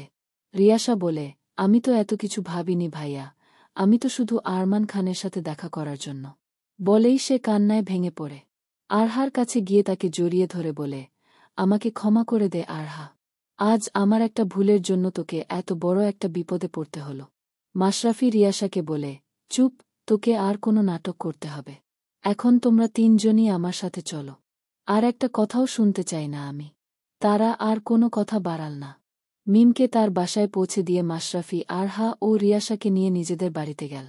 রাজীব হাসান ও মিসেস রুমি দুজনেই উপস্থিত ছিলেন বাড়িতে। মাশরাফি তাদেরকে সব খুলে বলতেও তারাও অনেক বকাবকি করল রিয়াসাকে। রিয়াসাও নিজের ভুল বুঝতে পেরে ভীষণ অনুশোচনা করল। মিসেস রুমি আরহাকে বুকে জড়িয়ে বললেন, আজ যদি মাশরাফি সঠিক সময় না পৌঁছাত তাহলে যে কি হতো ভেবেই আমার বুকটা কেঁপে উঠছে। এ তো মিষ্টি মেয়েটার জীবন পুরো নষ্ট হয়ে যেত। রাজীব হাসান এগিয়ে এসে বলেন, আমি আরু ও আরহামকে কল করে সব বলছি। আরহা বলে ওঠে, প্লিজ আঙ্কেল, মাম্মা, পাপাকে কিছু জানাবেন না প্লিজ। ওনারা সব জানলে ভীষণ রেগে যাবেন আর অনেক চিন্তাও করবেন। মাশরাফি রাগী স্বরে বলে, সেটা তো তোমার রিয়াসার কথায় নেচে কনসার্টে যাবার আগে ভাবা উচিত ছিল আরহা। রিয়াসা না হয় অবুঝ, কিন্তু তোমাকে তো আমার যথেষ্ট বুঝদার মনে হয়েছিল। তাহলে এত বড় একটা বোকামি তুমি কিভাবে করলে? এভাবে অজানা মানুষদের সাহায্য করতেই বা কেন এগিয়ে গেলে? তোমার কি কোনো আইডিয়া আছে যে আজ কত বড় বিপদ হতে পারত? আরহা মাশরাফির দিকে তাকিয়ে বলে, জি, আমি সবটাই জানি। আজ আপনি না এলে হয়তো আমি আর এই দুনিয়াতেই থাকতাম না। আরহার এই কথা শুনে মাশরাফির বুক কেঁপে ওঠে। সে বলে, চুপ, একদম এমন কথা বলবে না। তোমার কিছু হয়ে গেলে যে আমিও। কথাটা মুখ থেকে বের হবার আগেই নিজেকে সামলে নেয় মাশরাফি। কিন্তু তার চোখের দিকে তাকিয়েই যেন তার না বলা কথাটা বুঝে নেয় আরহা। রাজীব হাসান বলেন, আচ্ছা আরহামা, তুমি যাও, আজকের রাতটা আমাদের বাসাতেই থাকো। কাল নিজের বাসায় যেও। আমি আরহাম আর আরুকে সবটা বুঝিয়ে বলবো যেন তারা বেশি রাগারাগি না করে। আর জীবনে কখনো এমন কোনো ভুল সিদ্ধান্ত নিও না। আমি রিয়াসাকেও একই কথা বলছি, তোমাকেও তাই বললাম। আচ্ছা আঙ্কেল, ধন্যবাদ, বলেই আরহা একবার মাশরাফির দিকে তাকিয়ে ভেতরে যায়। পরের দিন সকালে মাশরাফি আরহাকে তার বাড়িতে দিয়ে আসার জন্য প্রস্তুত হয়। আরহা ভীষণ ভয় পাচ্ছিল যে তার মা বাবা কেমন প্রতিক্রিয়া করবে। মাশরাফি আরহার অবস্থা বুঝে তার কাঁধে হাত রেখে বলে, কোনো চিন্তা করো না, আমি আঙ্কেল আন্টিকে যতটা সম্ভব বুঝাব। আরহার তো বেশি ভয় হচ্ছিল জাইদের প্রতিক্রিয়া নিয়ে। মাশরাফি আরহাকে নিয়ে ব্রো হতে যাবে এমন সময় জাইদ ছুটে চলে আসে মাশরাফিদের বাড়িতে। এসেই সে আরহাকে টেনে বুকে জড়িয়ে বলে, তুই ঠিক আছিস তো সিস? তোর কোনো বড় ক্ষতি হয়নি তো? জাইদের এমন হঠাৎ আগমনে আরহা অবাক হয়। আরহাম খান এবং আরুষিও এসেছেন। আরহাম খান এসেই বলেন, তুমি ঠিক আছো আরহা? রাজীব ভাইয়ের থেকে সব শুনে তো আমার আত্মা যেন প্রাণ থেকে বের হওয়ার জোগাড় ছিল। তাই সব কাজে ফেলে ছুটে এলাম। আরুষি অশ্রুসিক্ত নয়নে বলে, তুমি কেন এত বোকামি করলে আরহা? আজ যদি বড় কোনো ক্ষতি হয়ে যেত। আমাদের মিথ্যা বলে এত বড় একটা। আরহাম খান এগিয়ে এসে মাশরাফির কাঁধে হাত রেখে বলে, ধন্যবাদ বাবা মাশরাফি। তুমি যদি না থাকতে তাহলে হয়তো আমার মেয়েটাকে আমি আর কখনোই ফেরত পেতাম না। এমন সময় জাইদ বলে ওঠে, তুমি কেন ওকে ধন্যবাদ দিচ্ছ পাপা? ওর বোনের জন্যই তো আজ আমার সিস এত বড় বিপদের সম্মুখীন হয়েছিল। এমন সময় রিয়াসাকে নিয়ে মিসেস রুমি এবং রাজীব হাসান সেখানে উপস্থিত হন। আরুষি বলে ওঠেন, এভাবে কেন বলছো জাইদ?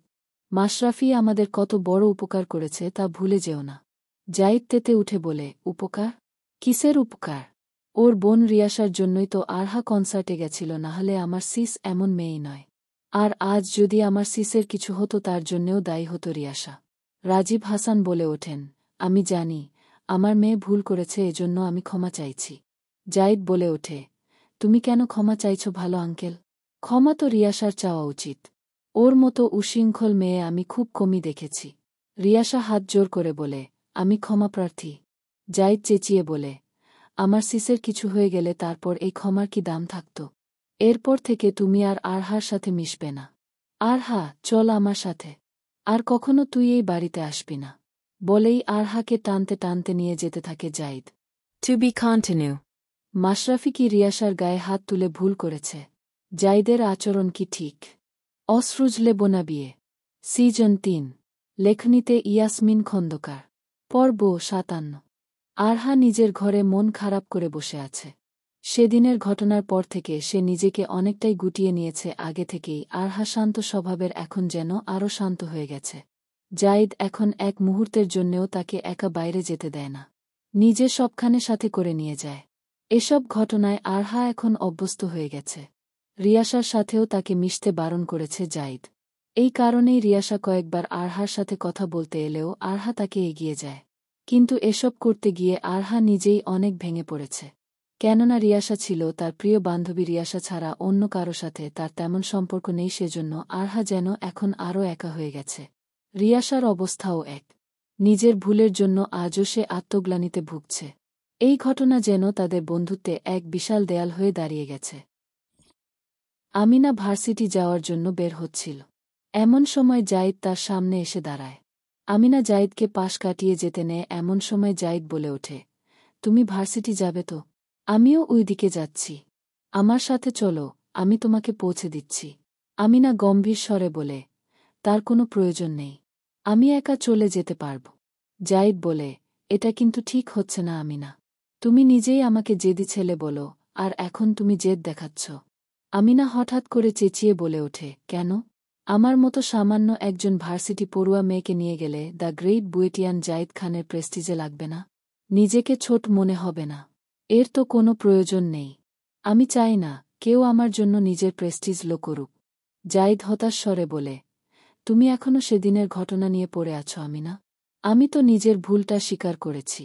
আমি মানছি ওইসব কথা বলে তোমায় হার্ট করা ঠিক হয়নি। তবুও কেন তুমি বুঝতে চাইছ না? আমিনা চোখ পাকিয়ে বলে, কেন? রাগ, জেদ করার অধিকার কি শুধু তোমার একার আছে মিস্টার জাহিদ খান? তোমার শুধু একারই ইগো থাকতে পারে, আর কারো থাকবে না। যদি এমনটা ভেবে থাক তাহলে তুমি ভুল ভেবেছ। হতে পারে আমি হয়তো তোমার মতো এত মেধাবী নেই, কিন্তু আমারও আত্মসম্মান আছে। যারা আমাকে নিচু দেখায় তাদেরকে আমি পরোয়া করি না, কারণ আমার কাছে আমি যেমন তেমনই বেশ। বলেই সে রওনা দেয়। জাহিদ পেছন থেকে কয়েকবার ডাকলেও কোনো সাড়া দেয় না। জাহিদ দীর্ঘশ্বাস ফেলে সবার উপর নিজের জেদ খাটানো জাহিদ আজ আমিনার জেদ ও আত্মসম্মানের কাছে নাকানিচুবানি খাচ্ছে। এদিকে আমিনা একা একা বাইরে বের হয়ে বলে, নিজেকে কি মনে করেছে ওই জেদি ছেলেটা? যখন ইচ্ছা হবে আমায় সবার সামনে অপমান করবে, তারপর ক্ষমা চেয়েই সব মিটিয়ে নেবে। আমি কি এতটাই সস্তা নাকি? হতে পারি আমি চঞ্চল, সহজেই সবার সাথে মিশে যাই, কিন্তু তার মানে এই নয় যে আমি নিজের অপমানগুলো সহজে ভুলে যাব। একদিন আমি নিজের পায়ে দাঁড়িয়ে ওই জেদি ছেলেকে দেখিয়ে দেব যে আমিও কম কিছু নেই। কয়েকদিন পর আরহা এখনও নিয়মিত কলেজে আছে। তাদের ইন্টার ফাইনাল ইয়ার এক্সাম শুরু হতে চলেছে খুব শীঘ্রই। এজন্য আপাতত পড়াশোনা চাপ বেড়েছে। রিয়াসা রোজই আরহার সাথে কথা বলার চেষ্টা করে। আরহারও ইচ্ছা করে তার সাথে কথা বলার, কিন্তু নিজের ভাইয়ের বারণের জন্য সে চাইলেও পারে না রিয়াসার সাথে কথা বলতে। এজন্য রিয়াসাও এখন নিজেকে গুটিয়ে নিয়েছে। এসবের মধ্যে রিয়াসা মিমের সাথে বেশি ঘনিষ্ঠ হয়, তবে মিমও আজকাল কেমন জানি অন্যমনস্ক থাকে। মিমের অনেক চালচলন রিয়াসার কাছে অদ্ভুত লাগে। আজকেও যথারীতি কলেজ ছুটির পর জাহিদ নিজের বাইকে করে এসে আরহাকে নিয়ে চলে গেল। রিয়াসা একটা দীর্ঘশ্বাস ফেলে মিমের সাথে বাড়ির দিকে রওনা দিল। তবে সে খেয়াল করল মিমের অদ্ভুত আচরণ। রিয়াসার পাশাপাশি একসাথে হাঁটলেও সে কোনো কথা বলছিল না, বরং নিজের ফোনে কারো সাথে চ্যাটিং এ ব্যস্ত ছিল ও মুচকি মুচকি হাসছিল। মিমের হাতে স্মার্টফোন দেখে রিয়াসা যার পর নাই অবাক হয়। কেননা মিমের বাবা ভীষণই রাগী ও বদমেজাজি একজন ব্যক্তি, যিনি মিমকে অনেক শাসনে রাখেন। মিমের কাছে আগে একটা বাটন ফোনও ছিল না, সেখানে স্মার্টফোন। রিয়াসা মিমকে হঠাৎ করে জিজ্ঞেস করে, তুই এই ফোনটা কোথায় পেলি মিম? আর কার সাথেই বা চ্যাটিং করছিস? মিম বলে, এটা আমি কিনেছি। আমার এক বন্ধুর সাথে চ্যাটিং করছি। কেন, কোনো সমস্যা? না, কিন্তু তোর আব্বু তো এসবের। বাদ দে তো এসব। আচ্ছা থাক, আমি একটু আসছি। আসছিস মানে? কোথায় যাচ্ছিস তুই? আমাদের তো একসাথে বাসায় ফেরার কথা। মিম বিরক্ত স্বরে বলে, আমি একটা জরুরি কাজ আছে, আমায় যেতে হবে। তুই একাই বাসা চলে যা। রিয়াসাকে আর কিছু বলার সুযোগ না দিয়ে মিম নিজের মতো চলে যায়। মিমের এমন আচরণে রিয়াসার ভীষণ খটকা লাগে। তাই সে মিমের পিছু নিতে থাকে। কিছুক্ষণ চুপি চুপি মিমের পিছু নিয়ে রিয়াসা দেখতে পায় মিম একটা ফুচকার দোকানের সামনে গিয়ে দাঁড়িয়েছে। রিয়াসাও দূর থেকে তার উপর নজর রাখতে থাকে। কিছুক্ষণ পর সেখানে একটি ছেলে এসে মিমকে পেছন থেকে জড়িয়ে ধরে। এতে রিয়াসা ভীষণ অবাক হয়, তবে আরও বেশি অবাক হয় যখন ছেলেটির চেহারা দেখে। কারণ ছেলেটি ছিল আকাশ। আকাশ ও মিম একসাথে ফুচকা নিয়ে ভাগ করে খেতে থাকে। রিয়াসা চরম অবাক হয়ে বলে, এটা কি করে সম্ভব? সে দূর থেকেই তাদের দেখতে থাকে। ফুচকা খাওয়ার পর তারা দুজনে কিছুটা দূরে গিয়ে পার্কের মধ্যে একে অপরের হাত ধরে বসে গল্প করতে থাকে। তারপর কিছু সময় পর আকাশ উঠে বিদায় নেয় ও মিমও নিজের মতো চলে আসতে নেয়। এমন সময় রিয়াসা এসে মিমের সামনে দাঁড়ায়। রিয়াসাকে দেখেই মিম ঘাবড়ে যায়। আমতা আমতা করে বলে, রিউ, তুই? এসব হচ্ছেটা কি মিম? তুই ওই আকাশের সাথে? তোরা প্রেম করছিস? মিম বলে, তুই ভুল ভাবছিস, আমরা তো শুধু একদম মিথ্যা বলার চেষ্টা করবি না মিম। আমি নিজের চোখে তোদের একসাথে ঘনিষ্ঠ অবস্থায় দেখেছি। তোকে নতুন ফোনও নিশ্চয়ই ওই আকাশ কিনে দিয়েছে, তাই না? মিম এবার কিছুটা রাগী সুরে বলে, আমার ব্যাপারে তুই এত নাক গলাচ্ছিস কেন? মিম, আমার কথা শোন। আমি তোর ভালোর জন্য বলছি, এসব করিস না। ভেবে দেখো, আঙ্কেল কিন্তু এসএসসি পাশ করার পরই তোর বিয়ে দিতে চেয়েছিলেন। শুধুমাত্র আন্টির অনুরোধের জন্য তুই এতদূর পড়াশোনা করতে পারছিস। আন্টির চোখে কত স্বপ্ন তুই জীবনে নিজের পায়ে দাঁড়াবি। তাই এই স্বপ্নকে এভাবে গলা টিপে ত্যাগ করিস না মিম। আঙ্কেল যদি এসবের ব্যাপারে জানতে পারে তাহলে কেলেঙ্কারি হয়ে যাবে। এর আগের দিন আঙ্কেল ছিল না জন্য তোকে নিয়ে কনসার্টে যেতে পেরেছিলাম। সেই ঘটনাতেও তুই কত ভয়ে ছিলি যে আঙ্কেল সব জানলে কি হবে। আর আজ যদি তোর এই রিলেশনের কথা আঙ্কেল জানে তাহলে কি হবে ভাবতে পারছিস? আঙ্কেল তো প্রেম ভালোবাসা এসব সহজেই করতে পারেন না। সব জানাজানি হলে উনি নিশ্চয়ই তোর বিয়ে দিয়ে দেবেন। তাই বলছি মিম, তুই এই সম্পর্ক থেকে সরে আয়। মিম এবার এক প্রকার চিৎকার করে বলে ওঠে, তোর সমস্যাটা কি রিউ? হিংসা হচ্ছে আমাকে নিয়ে যে আমার বয়ফ্রেন্ড আমাকে এত গিফট দেয়, এত ভালোবাসে। তুই ভুল ভাবছিস মিম। আমি তো তোর ভালোর জন্যই। আমার ভালো তোকে ভাবতে হবে না। তুই নিজের চরকায় তেল দে। বলেই মিম দ্রুত পায়ে হেঁটে চলে যায়। To be continue. আমিনা জাইদের সাথে যেমন ব্যবহার করছে সেটা কি ঠিক? আর রিয়াসা কি মিম ও আকাশের ব্যাপারে নাক গলিয়ে ঠিক করছে? অসরুজলে বোনা বিয়ে সিজন ৩। লেখনীতে ইয়াসমিন খন্দকার।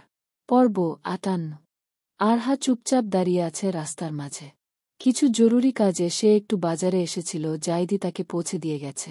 কিন্তু এখন জাইদ কিছু জরুরি কাজে ব্যস্ত থাকায় এখনও আসতে পারছে না, যার দরুন আরহাকে অপেক্ষা করতে হচ্ছে। আরহা দীর্ঘশ্বাস ফেলে বলে, ভাইয়া যে কখন আসবে? এভাবে আর কতক্ষণ দাঁড়িয়ে থাকব? আরহার ভাবনার মাঝেই হঠাৎ করে একটি মোটরসাইকেল এসে তার সামনে দাঁড়ায়। আরহা অবাক চোখে তাকিয়ে দেখে মোটরসাইকেলে বসে আছে মাশরাফি। মাশরাফিকে দেখে আরহা চোখ নামিয়ে নেয়। মাশরাফি আরহাকে উদ্দেশ্য করে বলে, উঠে বসো। আরহা প্রথমত বুঝতে না পেরে অবাক চোখে মাশরাফির দিকে তাকায়। মাশরাফি আরও একবার বলে, আমার মোটরসাইকেলে উঠতে বললাম। আরহা বলে, আসলে ব্রো আমায় নিতে আসবে আর তাই। মাশরাফি দীর্ঘশ্বাস ফেলে বলে, তোমার ব্রো তো প্রতিদিনই তোমায় এভাবে নিয়ে যাওয়া আশা করে। সারা জীবন কি এই দায়িত্ব সেই পালন করবে নাকি? আরহা অবাক হয়ে জিজ্ঞেস করে, মানে? বুঝবে না? বাদ দাও, আমার মোটরসাইকেলে ওঠো, আমি তোমায় নিয়ে যাচ্ছি। কিন্তু ব্রো তো রেগে যাবে। তোমার ব্রোর মাথায় এমনিতেও সবসময় ইঁদুর লাফায়, এজন্য সেও সবসময় লম্ফঝম্প করে। ওর রাগ আর নতুন কি? সবসময় তো মাথায় পাড়া হাই থাকে। তুমিও তো কিছু না ভেবে চলে এসো, বাকিটা আমি সামলে নেব। আরহা আর মানা করতে পারে না। মাশরাফির কথা মতো তার মোটরসাইকেলের মাঝে উঠে বসে। মাশরাফি মোটরসাইকেল চালানো শুরু করে। আরহা শুরুতে মাশরাফিকে ধরে বসতে দ্বিধা বোধ করে পড়ে মাশরাফি বলে, শক্ত করে ধরে বসো, না হলে পড়ে যাবে। মাশরাফির কথায় আরহা কিছুটা লজ্জা পেয়ে বলে, না ঠিক আছে, আমি সামলে নিতে পারব। অনেকটা পথ পেরিয়ে মাশরাফি বাইকটা থামাল একটা নির্জন নদীর ধারে। চারপাশে সবুজ ঘাস আর গাছপালা, পাখির কিচিরমিচির শব্দ ছাড়া আর কোনো আওয়াজ নেই। আরহা বাইক থেকে নামতেই মাশরাফিও নেমে দাঁড়াল। আরহা অবাক হয়ে চারপাশে তাকিয়ে বলল, এখানে কেন নিয়ে এলেন? মাশরাফি কোনো উত্তর না দিয়ে নদীর দিকে মুখ করে দাঁড়াল। মাশরাফির চোখে মুখে এক ছিল ভীষণ অস্থিরতা। আরহা কিছু বুঝতে না পেরে আবারও জিজ্ঞেস করল, কিছু বলবেন? মাশরাফি গভীর একটা শ্বাস নিয়ে আরহার দিকে ফিরল। ওর চোখে চোখ রেখে বলল, হ্যাঁ, কিছু কথা বলার ছিল। এমন কথা যা অন্য কোথাও বলা যেত না। আরহা চুপ করে রইল। মাশরাফির চোখে সে এক ভিন্ন আর অচেনা অনুভূতি দেখতে পাচ্ছিল। মাশরাফি এবার সরাসরি আরহার দিকে তাকিয়ে বলল, জানি না কিভাবে শুরু করব, আর তুমি কি ভাববে, কিন্তু আমি আর লুকোতে পারছি না। আরহা ঘাবড়ে গেল। মাশরাফির কণ্ঠস্বর কাঁপছিল। মাশরাফিকে এরকম অবস্থায় সে আর কখনো দেখেনি। মাশরাফি এক মুহূর্ত চুপ থেকে আবার বলতে শুরু করল, আমি তোমাকে পছন্দ করি আরহাকে। কবে থেকে, কিভাবে জানি না। তবে যবে থেকে আমি অনুভূতি নামক শব্দটার সাথে পরিচিত হয়েছি তবে থেকেই আমার এই মন শুধু তোমার কথাই ভাবে। তোমার কথা ভেবেই আমার জীবনটা এলোমেলো হয়ে যায়। তোমাকে দেখলে আমি অনুভব করতে পারি যে তোমাকে আমি কতটা পছন্দ করি। মাশরাফি কয়েক পা হেঁটে আরহার সামনে এসে দাঁড়াল। ওর চোখে ছিল স্পষ্ট অস্থিরতা। সে আরও বলল, তোমার সরলতা, তোমার নিষ্পাপ হাসি, তোমার শান্ত শিষ্ট ব্যবহার, সব কিছু আমাকে মুগ্ধকর প্রতি মুহূর্ত। প্রথম দিকে আমি নিজেকে বোঝানোর চেষ্টা করেছি যে এটা শুধু একটা সাময়িক ভালো লাগা, কিন্তু এখন বুঝতে পারছি এটা শুধু ভালো লাগা নয়। আরহার বুক ধরফট করছে। সে এক মুহূর্তের জন্য শ্বাস নিতে ভুলে গেছে। মাশরাফির কথাগুলো যেন তাকে ঘোর লাগিয়ে দিচ্ছে। মাশরাফি আরহার দিকে হাত বাড়িয়ে ওর হাত ধরল। আরহা চমকে উঠল। মাশরাফির হাত কাঁপছে। মাশরাফি ফিসফিস করে বলল, আরহা, আমি তোমাকে ভীষণ ভালোবেসে ফেলেছি। কথাটা শুনে আরহা যেন আকাশ থেকে পড়ল। সে হতবাক হয়ে মাশরাফির দিকে তাকিয়ে রইল। মাশরাফির মুখে এমন গভীর একটা অনুভূতি যা সে আগে কখনো দেখেনি। আরহা ভাবতেই পারেনি মাশরাফি তাকে এমন কথা বলবে। সে যেন এক স্বপ্ন দেখছে। তার মনে হাজারো প্রশ্ন ভিড় করছে। সে কি বলবে, কিভাবে প্রতিক্রিয়া দেখাবে, কিছুই বুঝতে পারছে না। তার মুখ থেকে কোনো শব্দ বের হচ্ছে না। কেবল মাশরাফির চোখের গভীরতা তাকে মন্ত্রমুগ্ধ করে রেখেছে। মাশরাফি আরহার নীরবতা দেখে কিছুটা বিচলিত হয়ে বলল, জানি, এটা তোমার জন্য অপ্রত্যাশিত। তুমি হয়তো ভাবছ আমি এসব কথা কেন বলছি। কিন্তু বিশ্বাস করো, আমি তোমাকে নিয়ে অনেক ভেবেছি। আমি তোমাকে আমার জীবনে চাই। আরহা শুধু তাকিয়েই রইল। তার মনে হচ্ছে সব কিছু এলোমেলো হয়ে গেছে।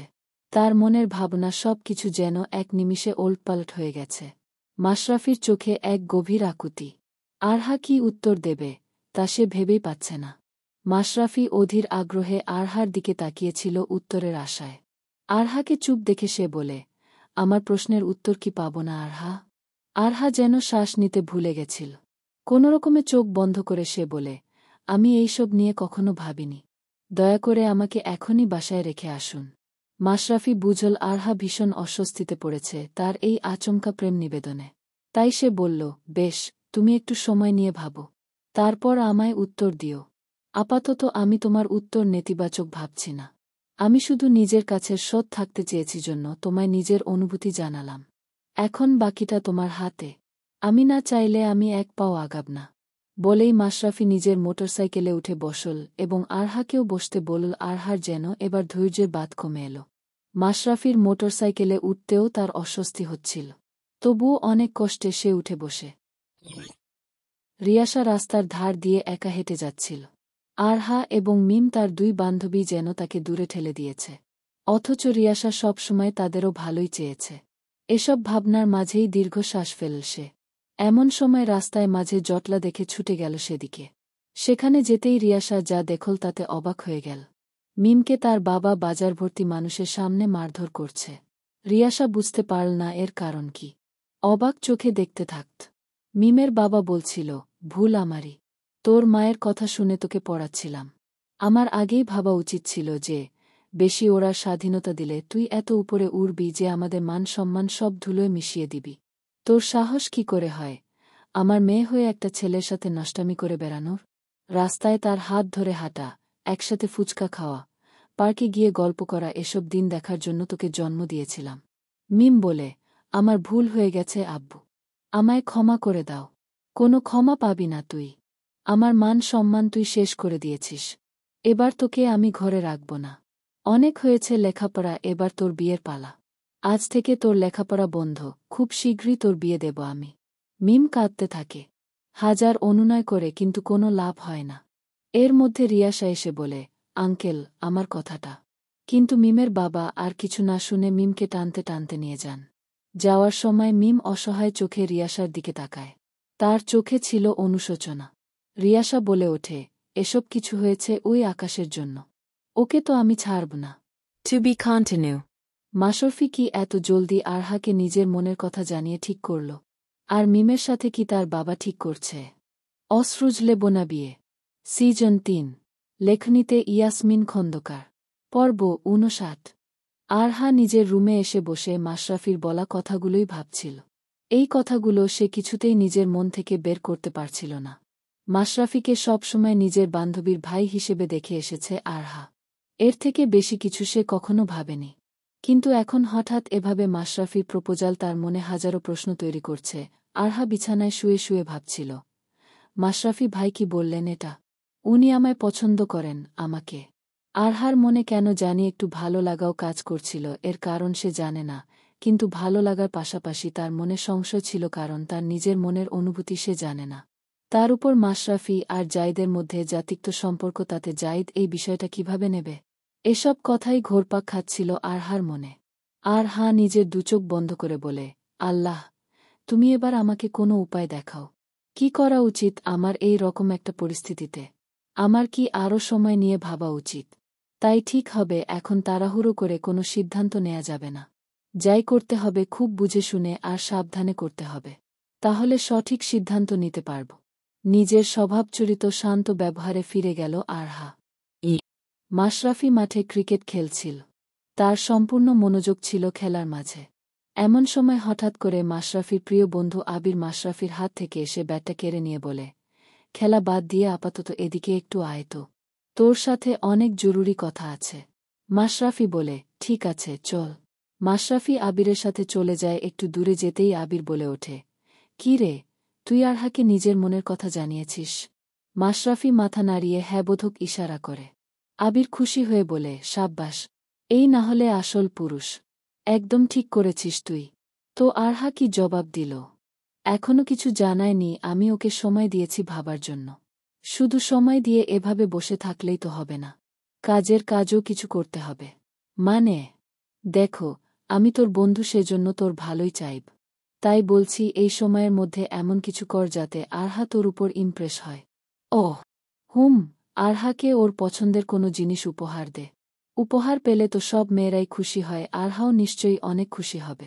রিয়াসার কাছে শুনেছিলাম আরহা গাছপালা অনেক পছন্দ করে। তাহলে ওকে এরকম একটা টব সহ গাছই উপহার দে। তুই শুধু আরহার মন জয় করে নে।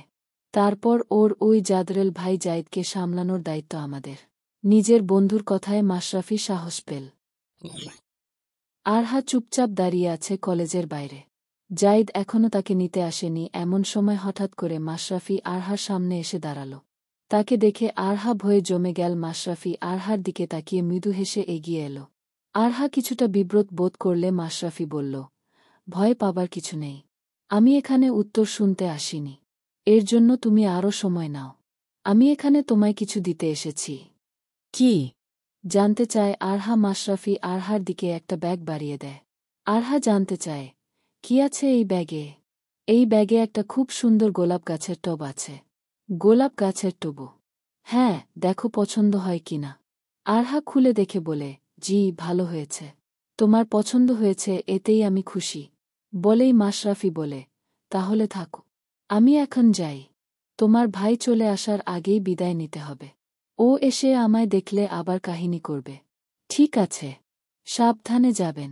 নিজের জন্য আরহাকে চিন্তা করতে দেখে মাশরাফির ভীষণ ভালো লাগল। খুশি মনে সে বাইক স্টার্ট দিয়ে এগিয়ে গেল। মাশরাফি যাবার কিছু সময় পর জাইদ এসে আরহাকে বাসায় নিয়ে গেল। বাড়িতে ফিরেই আমান খান দেখলেন শায়রা ভীষণ সুন্দরভাবে তৈরিতে হয়ে আসেন। এটা দেখে তিনি এগিয়ে গিয়ে বললেন, কি হয়েছে শায়রা, তুমি আজ হঠাৎ এভাবে সেজেছ কেন? শায়রা বলেন, কোর্টে কেস লড়তে লড়তে তো দেখছি তোমার আর কিছু মনেই থাকে না। আজ যে আমাদের বিবাহবার্ষিকী, সেটা কি তোমার মনে নেই? দীর্ঘ ২-৫ বছর হয়ে গেল। অবাক স্বরে বলল আমান। এমন সময় আমিনা ও আকাশ এসে সমস্বরে এসে বলল, হ্যাপি অ্যানিভার্সারি আম্মু আব্বু। দুজনেই ভীষণ খুশি হল। শায়রা আমানের দিকে তাকালো আবেগঘন চোখে। শায়রার চোখ দুটো ছলছল করে উঠল। আমান খান স্ত্রীর দিকে তাকিয়ে একটু হাসলেন। ২৫টা বছর কেটে গেল, অথচ মনে হয় এই তো সেদিনের কথা। শায়রাকে প্রথম যখন দেখেছিলেন, তখনও তার চোখ দুটো এমনই মায়াভরা ছিল।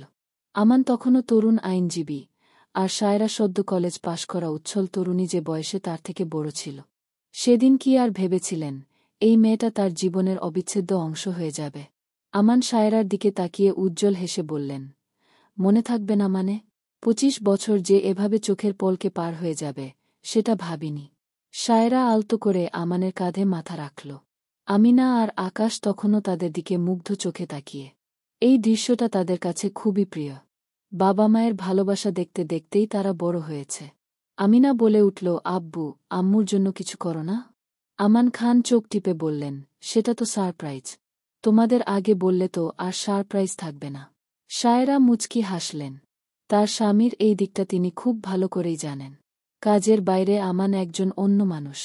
ভালোবাসার মানুষগুলোর জন্য সে যেকোনো কিছু করতে পারে। আজকের দিনটা যে শুধু বিবাহবার্ষিকী নয়, বরং তাদের ভালোবাসার আরও ২৫ বছর পূর্ণ হওয়ার উৎসব, সেটা যেন তার প্রতিটি আচরণে স্পষ্ট। তারা ৪ জন মিলে ড্রিং রুমে বসল। আমিনা আর আকাশ বাবার জন্য কিছু স্ন্যাক্স আর চা নিয়ে এল। এই সময়টুকু তাদের কাছে অমূল্য।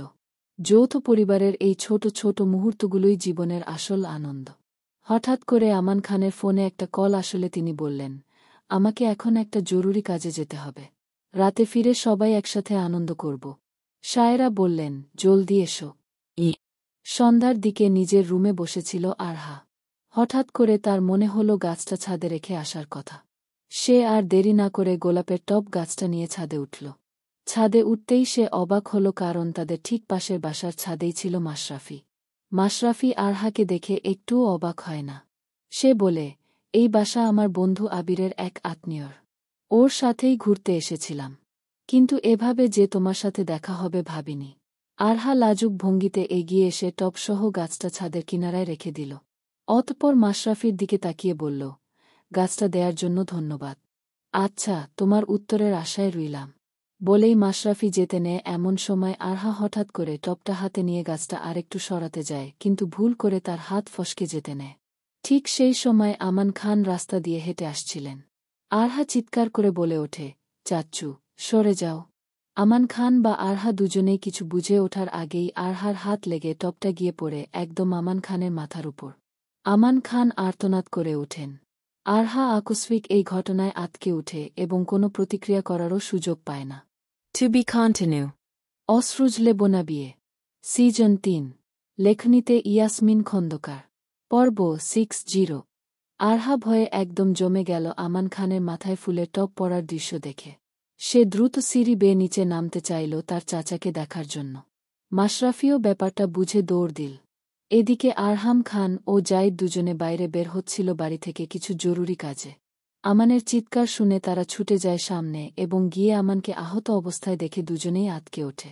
আরহাম বলে ওঠে, আমান, কি হয়েছে ওর? জাইদ ও আরহাম দুজনে এগিয়ে গিয়ে আমানকে আগলে নিল। পাশে পড়ে থাকা টব এবং আমানের মাথায় রক্ত দেখে তারা বুঝতে পারল যে এই টবটা হয়তো কোনোভাবে আমানের মাথায় পড়েছে। তাদের বাসার ছাদে আগে থেকেই অনেক টব ছিল, তাই তারা এই নিয়ে বেশি ভাবল না। জাইদ বলল, হয়তো কোনোভাবে চাচ্চুর মাথায় ছাদ থেকে টবটা পড়েছে। আমি এখনই অ্যাম্বুলেন্সে কল করছি। আরহাম আমানকে সামলে নিয়ে বলে, হ্যাঁ, তাড়াতাড়ি কর। শায়েরা ও আমিনাও বসার ঘরে ছিল। আমানের চিৎকার তাদেরও কানে এসেছিল, তাই তারাও ততক্ষণে বাইরে বেরিয়ে আসে। আমানকে এভাবে রক্তাক্ত অবস্থায় পড়ে থাকতে দেখে দুজনেই ছুটে যায়। শায়েরা খান আমান খানের সামনে বসে পড়ে কান্না করতে করতে বলে, এসব কি করে হলো? আমিনা কান্নারত স্বরে বলে, চোখ খোলো আব্বু। আরহাও ততক্ষণে ভয়ে ভয়ে সেখানে উপস্থিত হয়। মাশরাফিও সেখানে চলে আসে। কিছু সময়ের মধ্যে অ্যাম্বুলেন্স চলে এলে মাশরাফি, জাইদ ও আরহাম ধরাধরি করে আমানকে অ্যাম্বুলেন্সে ওঠায়। আমিনাও তাদের সাথে উঠে পড়ে। এদিকে শায়েরা পাগলামো করছিলেন, আরুষিও ততক্ষণে সেখানে চলে এসেছিলেন। আরুষি ও আরহা মিলে শায়েরাকে সামলানোর চেষ্টা করে। আরহা তখনও অবধি ভয়ে কাউকে পুরো ঘটনাটা খুলে বলতে পারেনি, কিন্তু মনের মাঝে চলতে থাকা অপরাধবোধে সে দগ্ধ হয়ে যাচ্ছিল। আরহা চোখ বন্ধ করে আল্লাহর কাছে প্রার্থনা করে বলে, আল্লাহ, তুমি দেখো চাচ্চুর যেন কিছু না হয়, না হলে যে আমি নিজেকে কখনোই ক্ষমা করতে পারব না। আরহাকে অন্যমনস্ক দেখে আরুষি বলেন, আরহা, কি এত ভাবছ তুমি? শায়েরার অবস্থা দেখো, ওকে এখনই রুমে নিয়ে যেতে হবে। শায়েরা বিড়বিড় করে বলতে থাকেন, ওর কিছু হবে না তো? ও আমায় কথা দিয়েছিল আজ রাতে ফিরে আমাদের বিবাহবার্ষিকী একসাথে উদযাপন করব।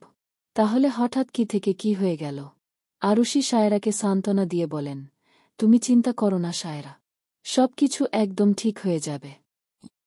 আকাশ তখন নিজের সাইকেল নিয়ে মিমের বাসার দিকে যাচ্ছিল।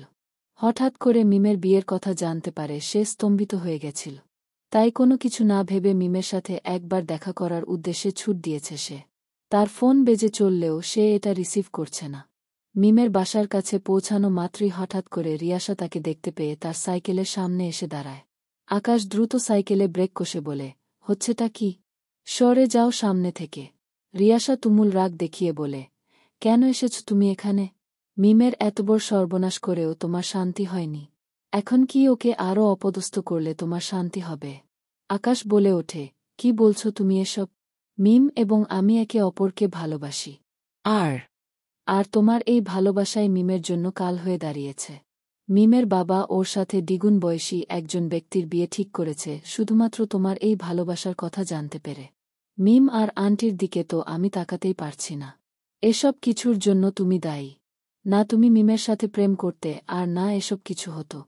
মিমকে আমি ভালোবাসি, ওকে আমি বিয়ে করব। রিয়াসা রেগে চিৎকার করে বলে, চুপ থাকো তুমি। তোমার মা বাবা যদি তোমায় একটুও শিক্ষা দিয়ে থাকে তাহলে চলে যাও। আর এক পাও সামনে বাড়িও না। এমনিতেই মিম ঝামেলার মাঝে আসে। এরপর তুমি যদি গিয়ে আরও কাহিনী করো তাহলে মেয়েটার নিজেকে শেষ করা ছাড়া আর কোনো উপায় থাকবে না। দেখো, তোমার যা বলার আমাকে বলো। আমার বাবা মা তুলে একদম কথা বলবে না। 100 বার বলব। তোমার বাবা মা যদি তোমায় ভালো শিক্ষা দিত তাহলে তুমি এভাবে একটা মেয়ের জীবন নষ্ট করে দিতে না। আকাশ আর কিছু বলতে যাবে এমন সময় তার ফোনটা আবার বেজে ওঠে। সে বিরক্ত হয়ে ফোন রিসিভ করতেই বিপরীত দিক থেকে আমিনা কান্নারত সুরে বলে, ভাইউ কোথায় তুই? কখন থেকে ফোন দিচ্ছি তোকে। তাড়াতাড়ি সিটি হাসপাতালে চলে আয়। আব্বুর অবস্থা ভীষণ ক্রিটিক্যাল। হয়তো ওনাকে আর বাঁচানো যাবে না। কথাটা শোনামাত্রই আকাশের হাত থেকে ফোন পড়ে যায়। সে নিজের হুঁশ হারিয়ে ফেলে। আমিনার বলা কথাগুলো তার কানে বাজতে থাকে। সে দ্রুতই নিজের সাইকেল ঘুরিয়ে নেয়। এদিকে রিয়াসা অবাক চোখে সবটা প্রত্যক্ষ করে। আরহা নিজের রুমে চুপচাপ বসেছিল। এমন সময় হঠাৎ করে মাশরাফি চলে আসে তার রুমে। সে এখনই হাসপাতাল থেকে ফিরল। মাশরাফিকে দেখেই আরহা তার কাছে ছুটে গিয়ে বলল, চাচ্চু এখন কেমন আছে মাশরাফি ভাইয়া? উনি ঠিক হয়ে যাবেন তো? আরহা, নিজেকে সামলাও। আমি পারছি না, নিজেকে কোনোমতেই সামলাতে পারছি না। শুধুমাত্র আমার জন্য আজ চাচ্চুর এই অবস্থা। আমি এসবের জন্য দায়ী। আবেগপ্রবণ আরহা আজ যেন আরও বেশি আবেগপ্রবণ হয়ে গেল। মাশরাফি আরহার কাঁধে হাত বুলিয়ে বলল, যা হয়েছে তাতে তোমার কোনো দোষ নেই আরহা। এটা পুরোটাই একটা দুর্ঘটনা ছিল। তোমার হাত লেগে টপটা নিচে পড়েছে। তুমি তো আর ইচ্ছা করে ফেলোনি। আরহা বলে, কিন্তু আমার জন্যই তো। সবাই যদি এটা জানতে পারে তাহলে সবাই আমার উপর রাগ করবে। আমিনা আপু, আকাশ ভাইয়া, চাচি, পাপা, মাম্মা, গ্রোহ্যানি, গ্রান্ডপা সবাই আমাকে দোষী ভাববে। নিজেকে দোষ দেওয়া বন্ধ করো। আর তোমার কাউকে কিছু বলার দরকার নেই। কি বলছেন কি? সত্যটা কাউকে জানাবো না? নাহ, এমনিতেই সবাই অনেক টেন্স। এর মধ্যে সবটা জানলে সবাই আরও বেশি চিন্তা করবে এবং তোমার উপর সাথে ব্যবহার করবে অকারণে। তাই ব্যাপারটা কাউকে বলো না। পরে তোমার চাচ্চু সুস্থ হলে সবাইকে বুঝিয়ে বলো।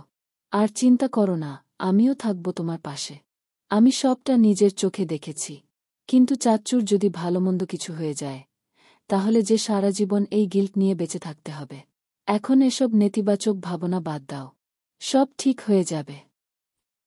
আকাশ দ্রুত নিজের সাইকেল নিয়ে সিটি হাসপাতালে এসে উপস্থিত হয়। অতঃপর আমানের কেবিনের সামনে উপস্থিত হয়। আরহাম ও জাইদ সেখানে পায়চারি করে চলছিল। রাজীবও ততক্ষণে উপস্থিত হয়েছে। আমিনা সিটে বসে কাঁদছে। আকাশ দ্রুত এগিয়ে গিয়ে আরহাম ও জাইদকে জিজ্ঞেস করে, আব্বু এখন কেমন আছে? জাইদ বলে, তুই এসেছিস আকাশ। চাচ্চুর চিকিৎসা চলছে ভেতরে। ডাক্তার জানিয়েছেন ওনার অবস্থা ভীষণ খারাপ। আল্লাহর উপর ভরসা রাখতে বলেছেন। আকাশ বলে, আমার আব্বুর কিছু হবে না। আল্লাহ তুমি ওনায় ঠিক করে দাও প্লিজ। এমন সময় কেবিন থেকে একজন ডাক্তার বের হয়। তাকে বের হতে দেখেই আরহাম, জাইদ ও আকাশ ছুটে যায়। আমিনাও উঠে দাঁড়ায়। আরহাম জিজ্ঞেস করে, আমার ভাই কেমন আছে এখন? ডাক্তার কোনো জবাব দেয় না। আকাশ বলে ওঠে, চুপ করে আছেন কেন? বলুন আমার আব্বু কেমন আছে। ডাক্তার হতাশার শ্বাস ফেলে বলেন, দুঃখিত, আমরা নিজেদের সর্বোচ্চ চেষ্টা করেছি। কিন্তু মাথায় আঘাত লাগার ফলে ওনার ব্রেন বাজেভাবে ড্যামেজ হয়ে গেছিল। ইন্টারনাল হ্যামারেজও হয়েছিল। তাই আমাদের কিছু করার ছিল না। আমরা ওনাকে বাঁচাতে পারিনি। আমিনা আর্তনাদ করে কেঁদে ওঠে নিজের বাবার মৃত্যুর কথা শুনে। আকাশ বলে ওঠে, নাহ, এটা হতে পারে না। To be continue.